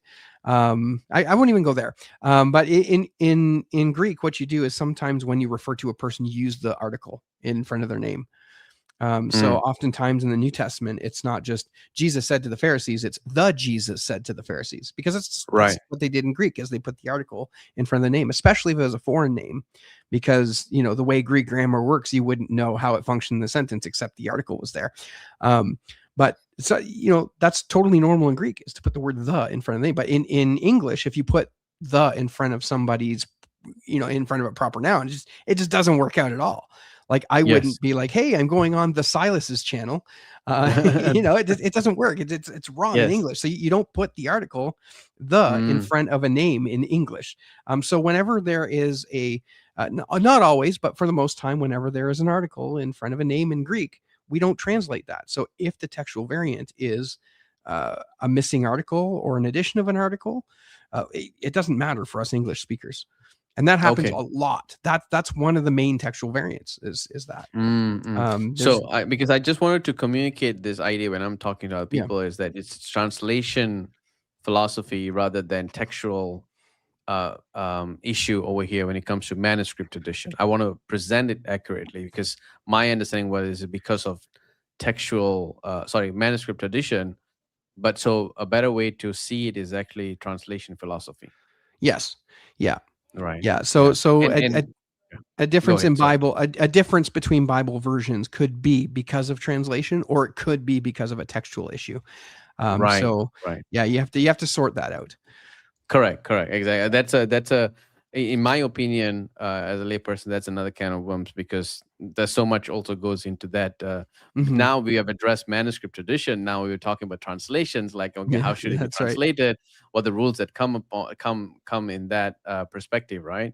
Um, um, yeah. So, and maybe in summary, I'm not sure if you addressed this in terms of the disagreement. I know that you said minor. Is there a textual reason why you would disagree with the? Although I understand, we're not amplifying this, right? Yeah. We're not taking that. We're not taking that position.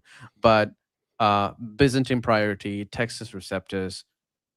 Could you give us some examples that that to see this? What's the minor differences is? Okay. Yeah. So an interesting minor difference. Well, not so interesting. Like, so for example, in Jude, I think Okay. it's in verse 4. I'm just going off the top of my head Yeah. here. Yeah. Um, Right. Paul is writing about Christ Jesus, or he's writing Okay. about Jesus Christ. Which is it? Is it Christ Oh. Jesus or Jesus Christ? Does that make a difference? Right? Whether you No. read that as Christ Jesus or Jesus Christ, it doesn't really make a difference at all. Many of Okay. the textual variants are like that, where they really don't impact the sense or the general direction of the passage you're in question. Mm. Um, but I think where a lot of people, especially a lot of apologists, typically go a little bit astray here, is they'll say things like none of the cardinal doctrines are affected. It's true, none of the cardinal doctrines are affected, but they'll say there's no major changes, there's nothing in there that impacts doctrine, nothing that impacts this. But that isn't entirely true. It's mostly true, but not entirely true. What So what would be the percentage? Like, I'm interested to hear your thoughts. probably I've 0.1%. Yeah, 0.1% of variance impacts I do see issues. that emphasis at times. I do see Yeah, the extreme of both sides, right? yeah. What we say is like, no, cardinal doctrines are. I've interacted with some brothers. I mean, I regard them as brothers, but when it comes to this kind of discussion on this spectrum, it's like, no, they flatly say that it's affecting cardinal doctrines. It's diminishing the deity of Christ. Hmm. At this point you denying the Orthodox faith. um, but the other side is like, no, they try to be apologetic, they try to be reconcilable, Yeah, sort yeah. of things. Yeah, go ahead. Yeah, there's a distinction between apologetics and then detailed discussion of textual Oh, variants. yes, yes, So yes. yeah, it's an I totally agree. interesting, yeah, an interesting Want to be line honest to to the facts weave. as well. Yeah. So I touched on this one earlier. You have First Timothy. Is it First Timothy or Second Timothy? Again, I don't remember that 3:16, Yeah. right? That great is the mystery of godliness. He who is manifest versus God who is manifest. So if you have he who is manifest, again, that's critical text reading, but Mm, not all critical scholars think that that's the right reading. But with that being said, that reading, he who is manifest in the flesh, is not really a Trinitarian a Trinitarian doctrine, right? Now, again, I'm a Pentecostal. Everybody wants to know that if I'm Trinitarian. Of course, I'm Trinitarian. I know there's oneness Pentecostals. I'm not one of those. I believe the Trinity. Okay, yeah. so yeah, so he who is manifest in the flesh is not an explicit reference to the doctrine of Christ's divinity. But God who is manifest in the flesh, right? Because God, flesh being connected. Wait, what's that? Well, that's the incarnation, right? Mm-mm. So God was manifest in the flesh is the explicit reference to the divinity of who Jesus is. Mm. So yeah, it's an important variant. Now, does that mean that if you go he who is manifest in the flesh, that all of a sudden the Bible doesn't really go towards Jesus' divinity? Well, of course not, because you've got John 1, which is practically uncontested in the manuscript tradition. What's that? In the beginning was the Word, and the Word was with God, and the Word was God. Right? Mm-hmm. Getting the funny translation issue there if you're Jehovah's Witness, but but yeah, you have the divinity of Christ in Philippians 2, for example, uncontested.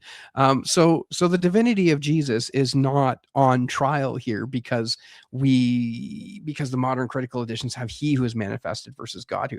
Now, as a Byzantine prioritist, God who is Mm. manifest in the flesh is definitely original from our perspective. Right. So I would still argue for that, and I Mm. think it's important. But I'm not willing to castigate my critical text brothers over that. Um, Mm. I mean, we're going to have some discussions, and it's going to be good. It's going to be fun. But um, now there is one textual variant, however, which I have been able to find, which does impact Christian practice. And so, if you go to Mark 9:29, it talks Okay. about prayer and fasting.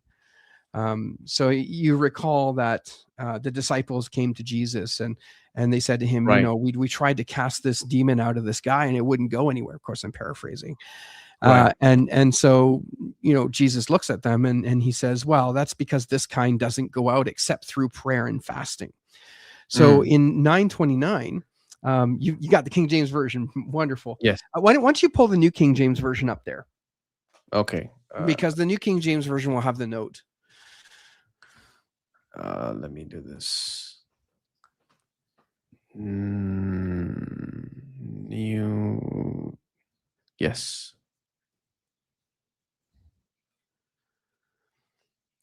Yeah. Okay. So the passage there, Mark 9:21. So he said to them, this kind can come out by nothing but prayer and fasting. You see that Mm-hmm. there's a note there, the Yes. little a, and underneath it has it omits and fasting. So the word and Right. fasting is not in our modern critical editions. Yes. It's in the Byzantine text, it's in the Textus Receptus, but it's not in the modern critical editions. So Mm. there is the equivalent passage in Mark 17.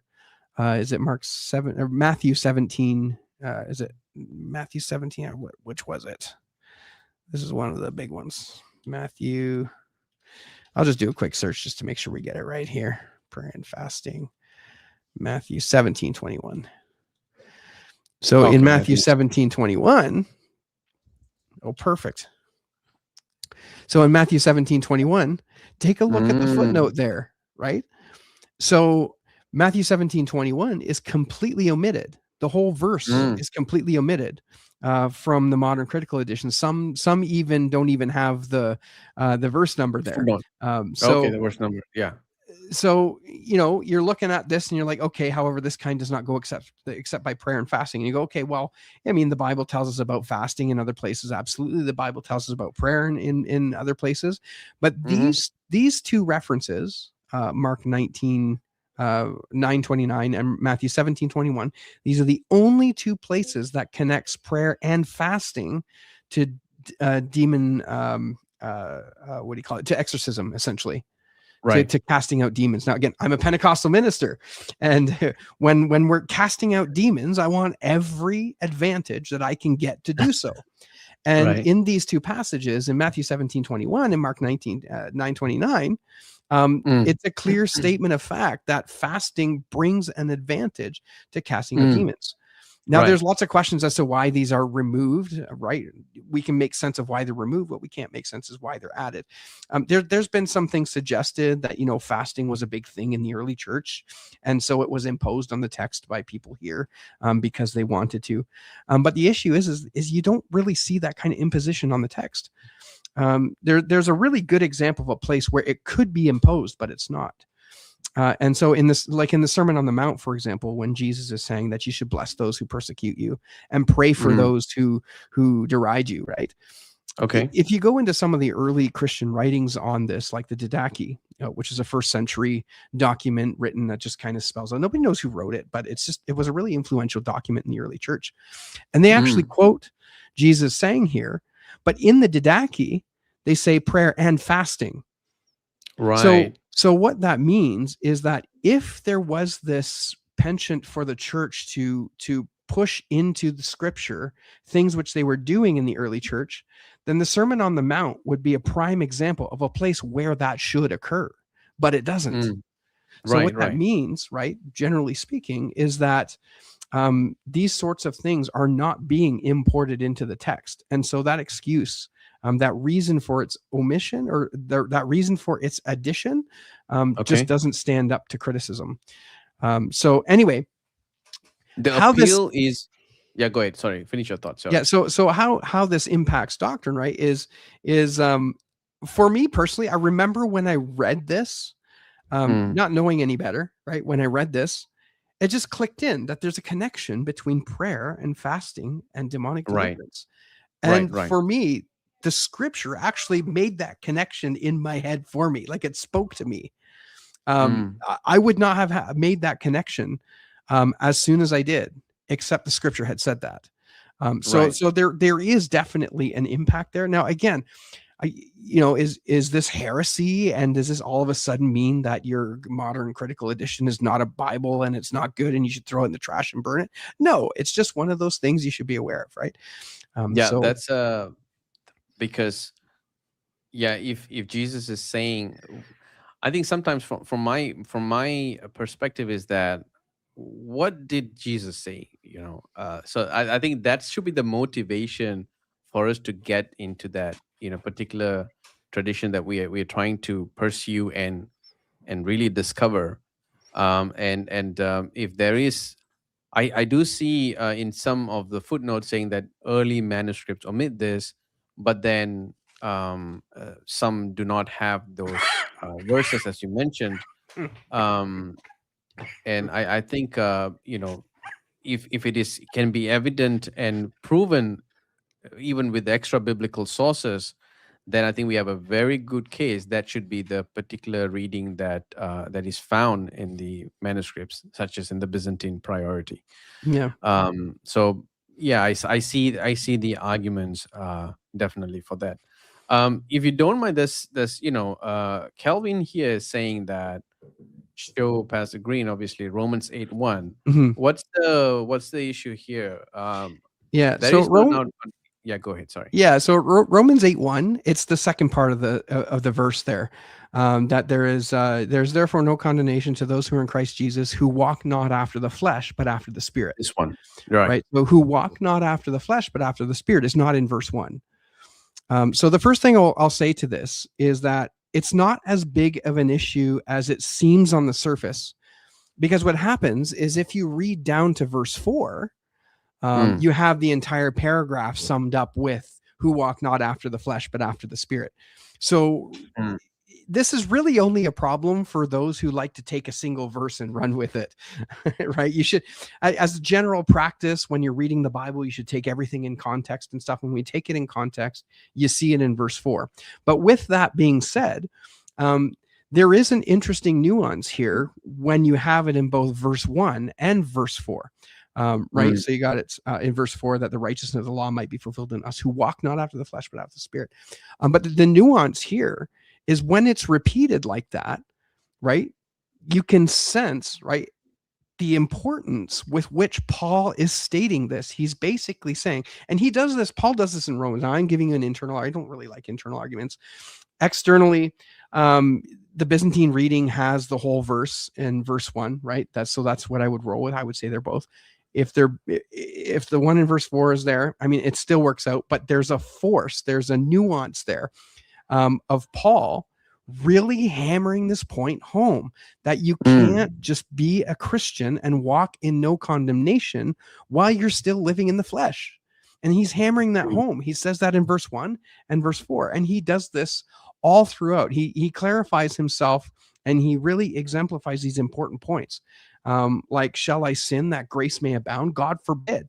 And he mhm. repeats that in different ways, but he repeats that later on in the book of Romans, right? So, um, yeah, totally aware. It's a Byzantine reading. It's not in the modern critical editions, typically because you're not going to see it in Codex Vaticanus and Sinaiticus. Those are those two we looked at earlier. But the vast majority of our manuscripts have that passage, the whole passage. So the approach would be is that it is normal. Usually, I think when I even came against with this example, um, it it took a bit of time to basically to understand. Someone actually explained to me, but in other reading, obviously, I was reading from the critical text Mhm, Bibles, the modern Bibles. It made immediate sense. So how you are approaching is basically is through hermeneutical principles. mhm, So the other example with the mark is that is because directly, I mean, it touches the essence of that text itself. Here, it's about interpretive principle. mhm. Is that a way to see it? Well, the Because so both the argument from the other side is that, well, this says that if you in I understand you have to read everything in context, but people, sometimes they will just gloss over and say, that's right. look That's here, right. it says that you gotta walk, you gotta work, and then only there's no condemnation, right? Right. Yeah. So I see in both ways. I'm trying to find that nuance, as you mentioned, Mhm. between the example in Mark and the example in Romans 8. I And this also goes to the hard reading and the easy reading as well. Yeah, So yeah. uh, So yeah, this example in Romans 8:1, I would not consider this a textual variant that makes a huge impact, right? okay. Again, because what happens is in verse 4, you have the statement there encapsulating all of verses 1 to verse 4, right? Mm, Well, now what I okay. am saying is that there is a nuance there. Mm, There is a very interesting nuance to follow along with.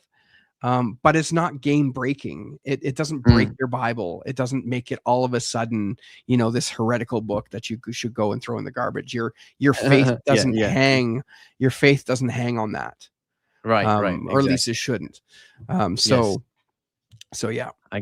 I get that. So yeah, Yes, but the totally. example of Mark 9:29 and Matthew 17:21, I would take that as a more important variant. Now, again, does it Mm, break the faith? No, it doesn't break the faith because it touches on a tiny it's little important. Yeah. subset of things you do as a Christian. It impacts practice a little bit, but you could make the case and argue for its inclusion. So again, I think prayer and fasting should be Mm, included. And again, there's lots of debate about that one specifically. mm. Not the Matthew 17:21. I think It's modern, the Mark ending. yeah, the The, Mark 9:29 portion, right. the end and fasting portion there. There's some debate there now. So the Mm, Tyndale House Greek New Testament, which is another one produced with different methods, right? They actually included that one. Yeah. right. There's another one also where I think perhaps it will do this in closing with the example where he mentioned in Mark that baptized. Is there a variant reading on that? He who is he who believes and baptized is Okay, not yeah. condemned. So that's Acts 8:37, Right. and so this is the confession of the Ethiopian eunuch. So we can go there. Why don't you pop it up?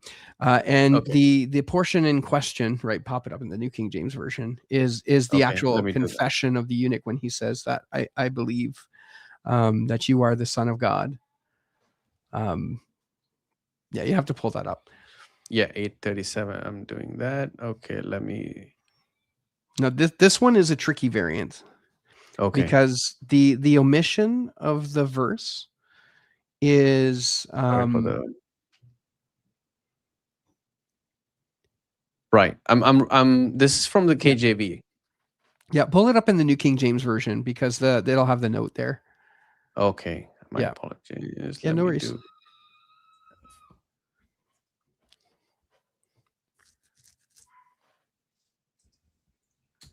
Oh, no. Sorry, I don't know if you guys can hear my kids in the background. I just heard some No, no, we can't screaming. hear anything. That's Okay, good, good. probably perfect. Yes.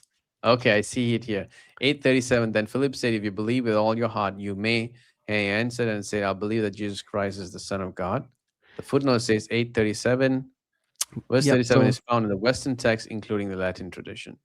yeah, so the NU text is the Modern Critical Edition. It stands for Nestle Aland or UBS. Okay, this is the Okay. United Bible Society, the UBS text, and Okay. the majority text refers to the majority, the Hodges Farstad majority text specifically, but generally speaking, it's going to be the majority reading. Oh, the majority of manuscripts actually omit the verse. And so what you have is a split where about 20% of our Byzantine manuscripts contain the verse, and about 80% of the manuscripts do not contain the verse. Mm, Now, this is not found in the in the Robinson Pierpont text. I don't have it mm, down here with me, and it's relegated to the footnotes. So this is one of the very few places where the Byzantine text differs from the Textus Receptus. And some mm, have suggested that this verse actually came over from the Latin tradition. And as you see here in the footnote, it says it is found in the Western text. So that's Latin. So some have suggested this is possibly a place. Now, where it gets tricky, okay, mm. is Irenaeus quotes this passage in the second Interesting. century. In the second century, so this is why it's Wow. difficult because we can say the Byzantine text doesn't have it, but the reality is the Byzantine text does have it in 20% of its manuscripts. So, so So what the do one that has yeah, it is 20%, that doesn't have is 80%. yeah. And So now you're typically, divided whether to go or to not to go with it. right, and this verse specifically is Right. probably for me the trickiest textual question And but here because of it's Irenaeus. included. Yeah, well, Here this it's this is the included New on the King basis James of version. Irenaeus. Yeah, because it's Go in the ahead. Textus Receptus. Yeah, Oh, okay. yeah, Okay. yeah. So you can see where if this is a Latin reading, that this would be another Latin intrusion into the Textus Receptus, which happens from time to time. But again, in the second century, you've got Irenaeus quoting this verse. So that makes So a solid case, for this addition of this verse. possibly, Yeah. because then the question is, how do you explain its omission So Pastor Green, from may I clarify? NKJV follows the Byzantine type text. So the NKJV follows the Textus Receptus, but Oh, it has the footnotes that point you to the majority text, which is okay. essentially the Byzantine text. Okay, got it. Yeah. People, I really appreciate the way that you're approaching this from the educational perspective and interacting with the church history, because sometimes when you say that, okay, someone is quoting and then you quote this very strange name in the first 300 years, it's like, who is this Yeah, people? Like, why are yeah, you yeah, quoting even this guy? yeah. Like there's even a big pushback was like, okay, why are we supposed to do this? Like they will take like as if the Bible was like dropped out of heaven. And this is another challenge to, that's a Mhm. different subject to Yeah, talk yeah. about. Yeah. But anyway, I really appreciate what you have, stayed with us and addressed all this. But in closing, we have talked. we have covered, I would say, in short span of time, a lot of things. A Really lot. appreciate that. How much of all this, right, impacts the reading of Bible today, in terms Um, of its translations, generally? How much of it? I mean, if there is anything major, you can obviously share with us. If Share your thoughts on this. yeah. So the prayer and fasting thing is probably the most important variant in my mind, between Mm, the modern critical method and the Byzantine text. Because, like I said, for me personally, it just didn't clue in until I read that. That mm, prayer and fasting, and that there is this sort of advantage that's had when you're in a fasted state. right. So, and that is probably the most important textual variant. There are others, but what happens with those variants is there are other places in the New Testament that back up the supposed, decline in Jesus' deity. It just doesn't work out, right? So if one verse over here has a textual variant which seems to pull Jesus' divinity down, the other Mm, verses in the New Testament still have a high Christology. yes. So those, I mean, it's not nothing. We should, do one of these over it. I mean, not punching each other and stuff, but we Yeah. should be wrestling with these things. Um, but when it comes to the overall telos, right? The telos of scripture. That was a phrase I learned a little while ago. Telos is Greek for end or maturity, right? But Okay. the general purpose of scripture is not impacted by many, but 99.9% of the textual variation between our editions. So if you have a New American Standard Bible and that's what you grew up reading, read it. If it's sitting on your shelf and you're not reading it, it's not doing any good for you at Gotta all. get I an mean, right? NKJV.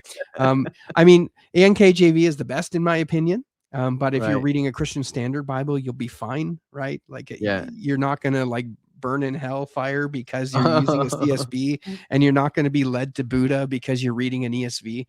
Um, there's you're going to have a Mm, few small doctrinal issues mm, between some of the translations, and most of that will come from translation as opposed to textual things.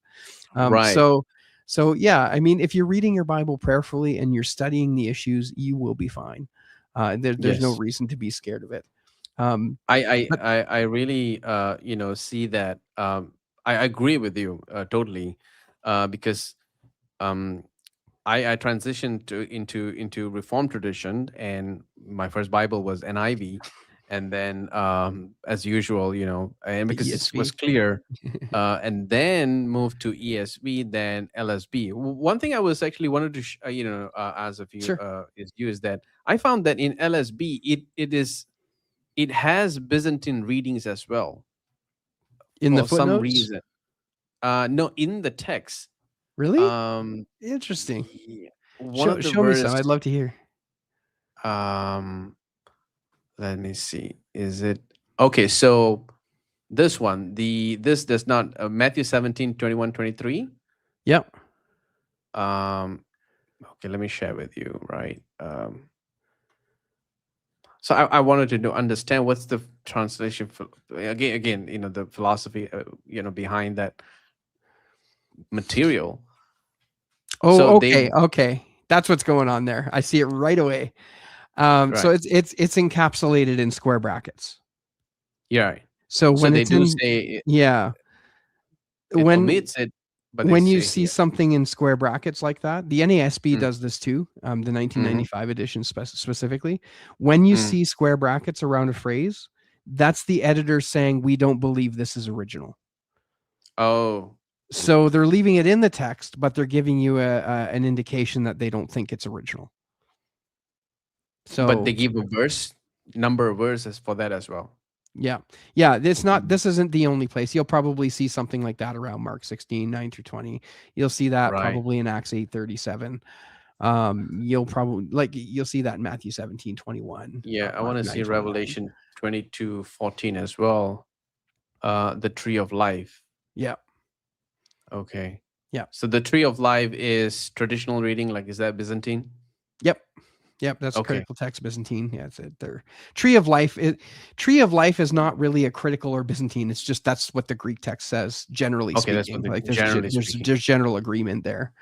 Right, Yeah. right. Is there any particular verse that, like, just before we wrap up, you wanted to see legacy in the legacy that might have possibly? I'm just saying. I don't know. So I pretty much right now I read LSB. Try Second Um, Timothy 3:16. Let's see what they did is it there. God manifest in the flesh? Right. Yeah, That would be First First Timothy. Timothy. Sorry. Yeah, no, it is. No, it's, Pastor. Yeah. So he Oh, uses so he. he. Yeah, Okay, exactly. see See the footnote. this is the issue here. Now this is a whole frustration of mine. There Okay. should be a footnote there, but there's not. Right. There should be a footnote there. There should be a I mean, they footnote. have footnotes everywhere else, but there should be a footnote there. It's interesting, like because what I'll do is a lot of my videos I'll go through specific variants and we'll deep dive into that one variant. And it is Mm, surprising how many times there's no footnote in specific translations when there really should be. So this mm, one really should have a footnote there. That's interesting. right. That's Yeah. interesting. Yes, totally. Yeah, I just wanted to check. I think the reason I picked LSB is because, again, perhaps it's the translation philosophy is also how the Old Mhm. Testament Tetragrammaton is also translated there. Yeah. I don't know, for some reason it gives almost close to literal reading. It's difficult, I get that, but it's not that too archaic in a sense. It generally, communicates in a modern sense, but it's Mhm. not that easy as NIV is. That in terms of the Yeah. Yeah. Yeah. philosophy behind it is word literal, word More for word. literal. Yeah. Although, would you say there's no, okay? So this will be the golden question of the final one, right? All right. The golden I question. I know you have said NKJV. You also say Christian Standard Bible. So in our congregation, Reformed Baptists, of course, I think the pastors use different texts. I mean, different translation. I'm assuming, but for the people, they use the Christian Standard Bible. When I read it, it's like it's more easy to read, Mhm. kind of a So besides NKJV, what are the translations that you would recommend in terms of from the Byzantine priority? Is there any other? Okay. Um, So the majority standard Bible is Byzantine New Testament, and it's relatively new. So this is Bible Mm, Hub. They had done some work on producing the Berean Standard Bible. You probably heard of it. Used to be hmm. called the Berean Study Bible, but everybody got Wow. confused and thought that there would be footnotes like a commentary in there, but it Right. wasn't. So they changed it to the Berean Standard Bible. Anyway, so they began work on producing a majority text translation, and so they have the majority standard Bible, so you can get that. And Majority then, Standard Bible. Okay. yep, my friend Adam Boyd has done some work, a translation on the English critical Greek New Testament, and he Mm, uses the word critical in there, but not in the same sense. right. Right. Because what his English translation of the Byzantine text does is it Hmm. gives you in English the differences between the Byzantine and the critical editions and the other editions. So in the Texas Receptus. So it's a very interesting resource. And I was actually just reading some of it yesterday, and it's a decent translation. Mm, Now, if you don't want to do that and you love your critical text Bibles, I right. think your New American Standard 95 is probably the better option. And the Right. reason why I say that is because typically what they'll do is they will include the Byzantine readings in the text with those square brackets. And I just say ignore the square brackets and you've got a good, you got a good Mm, Byzantine-ish text. I mean, it's not perfect, but yeah. But again, I just the New King James Version for me because it's committee-based translation. A lot of people had worked on it. It's been around for a while. It's a stable text. I mean, there's a bunch of reasons why the New King James Version is preferred over even some of the other Byzantine editions. And those mm, majority footnotes is what makes it the cream of the crop, in my opinion. right. Right. And somebody is asking, if you allow for one question, what's your take on LSB? I don't know. I haven't really used it. I'll be honest, right? I'll be honest. When I It's all modern. saw, So you will fall under the category of modern Bible. So that's the general assumption. yeah, Yeah. yeah. So when I first heard that there was a new Bible translation coming out and John MacArthur was kind of heading it, Right. the first thought in my head is like, why do we need another one? Because there's just so I many get that. English Bible translations, right? I get that. I get that. So yeah, so my initial thought was, why do we need another? And again, I know people who swear by it and think it's the greatest thing ever. It's a critical Mm, edition, right? It's going to have some of the passages omitted that I think shouldn't be, and a number of other issues like that. But mm. uh, I'm guessing that you wouldn't go wrong using it, but Yeah. Yeah. Yeah. I can really only just leave it at there because I just don't use it. So Right, right. I understand. I understand. yeah. And there is, I think, there's one New Testament that's coming. Have the Parallel KJV New Testament. Oh yeah, Mark Uh, Ward's doing that. Yeah, right, right. So I ordered it. I just have to say it. I think that's a that's funny. great thing. And you are doing something as well. I was gathering from from the comments Yeah. and something. So the project is on hold right now just because there was a little bit of confusion and stuff. So this is the Byzantine text form. So it's the Greek New Testament based on the Byzantine text, and it's the updated 2026 edition. Okay. One of the things that we did with ours is, again, this is in Greek. So if you don't speak Greek, it probably isn't going to be Okay. very helpful for you.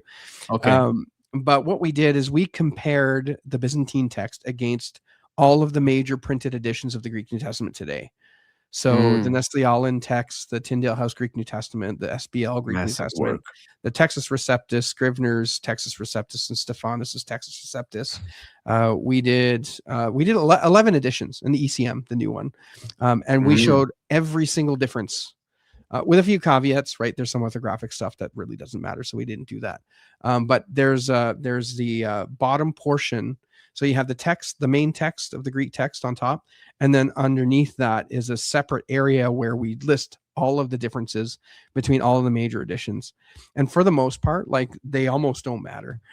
So like it's wow. interesting. I mean, some of them do, don't get me wrong, but most of them are just kind of like, Right. whatever. But Yes. yeah, so Yes. it's on hold because we had that conference back at Clearview Press, or sorry, Clearview Church in North Carolina. It was a Byzantine Mm, text conference, really good. It was awesome. But they had a surprise that they were releasing their own. Of course, it's Dr. Robinson there, so right. we want them to finish theirs first, so that we can ensure Okay. that the body of our text matches with their edition. So it's we just have to wait. Unfortunately, that's Right. just the way it Right. is. So, yeah, Yeah. yeah, It's a lot of work there. And I guess, I don't read Greek, yeah, but I'm sure there's obviously usefulness and for that work, yeah, definitely, right? yeah. And yes. So, Pastor Green, we have, had this conversation for 2 hour plus already. That's right. Thank you so much. And despite, your time over there, I really appreciate your grace, for accepting the invitation and sharing all this information. Your YouTube channel is actually linked in the description Oh, as well. awesome. Yeah, and for people to go and share the information. I mean, get more information on the things that you do. Particularly, the thing is that because you have this subject focus that is the New Testament Hmm. textual criticism, and you have this long form and short form videos as well. Hmm. I urge I recommend the audience to, if you're interested in a particular subject, to go and visit, and of course all the conversations and interviews with the scholars, that's important as well. Hmm. So that gives you a different perspective, and so really appreciate that. Thank you so much for your time today. All right. Thanks a lot, Silas. Take care. God bless you, Pastor. All right. Bye. Bye. And everyone, God bless you. Thank you so much for staying with us. Take care and have a nice weekend. God bless you.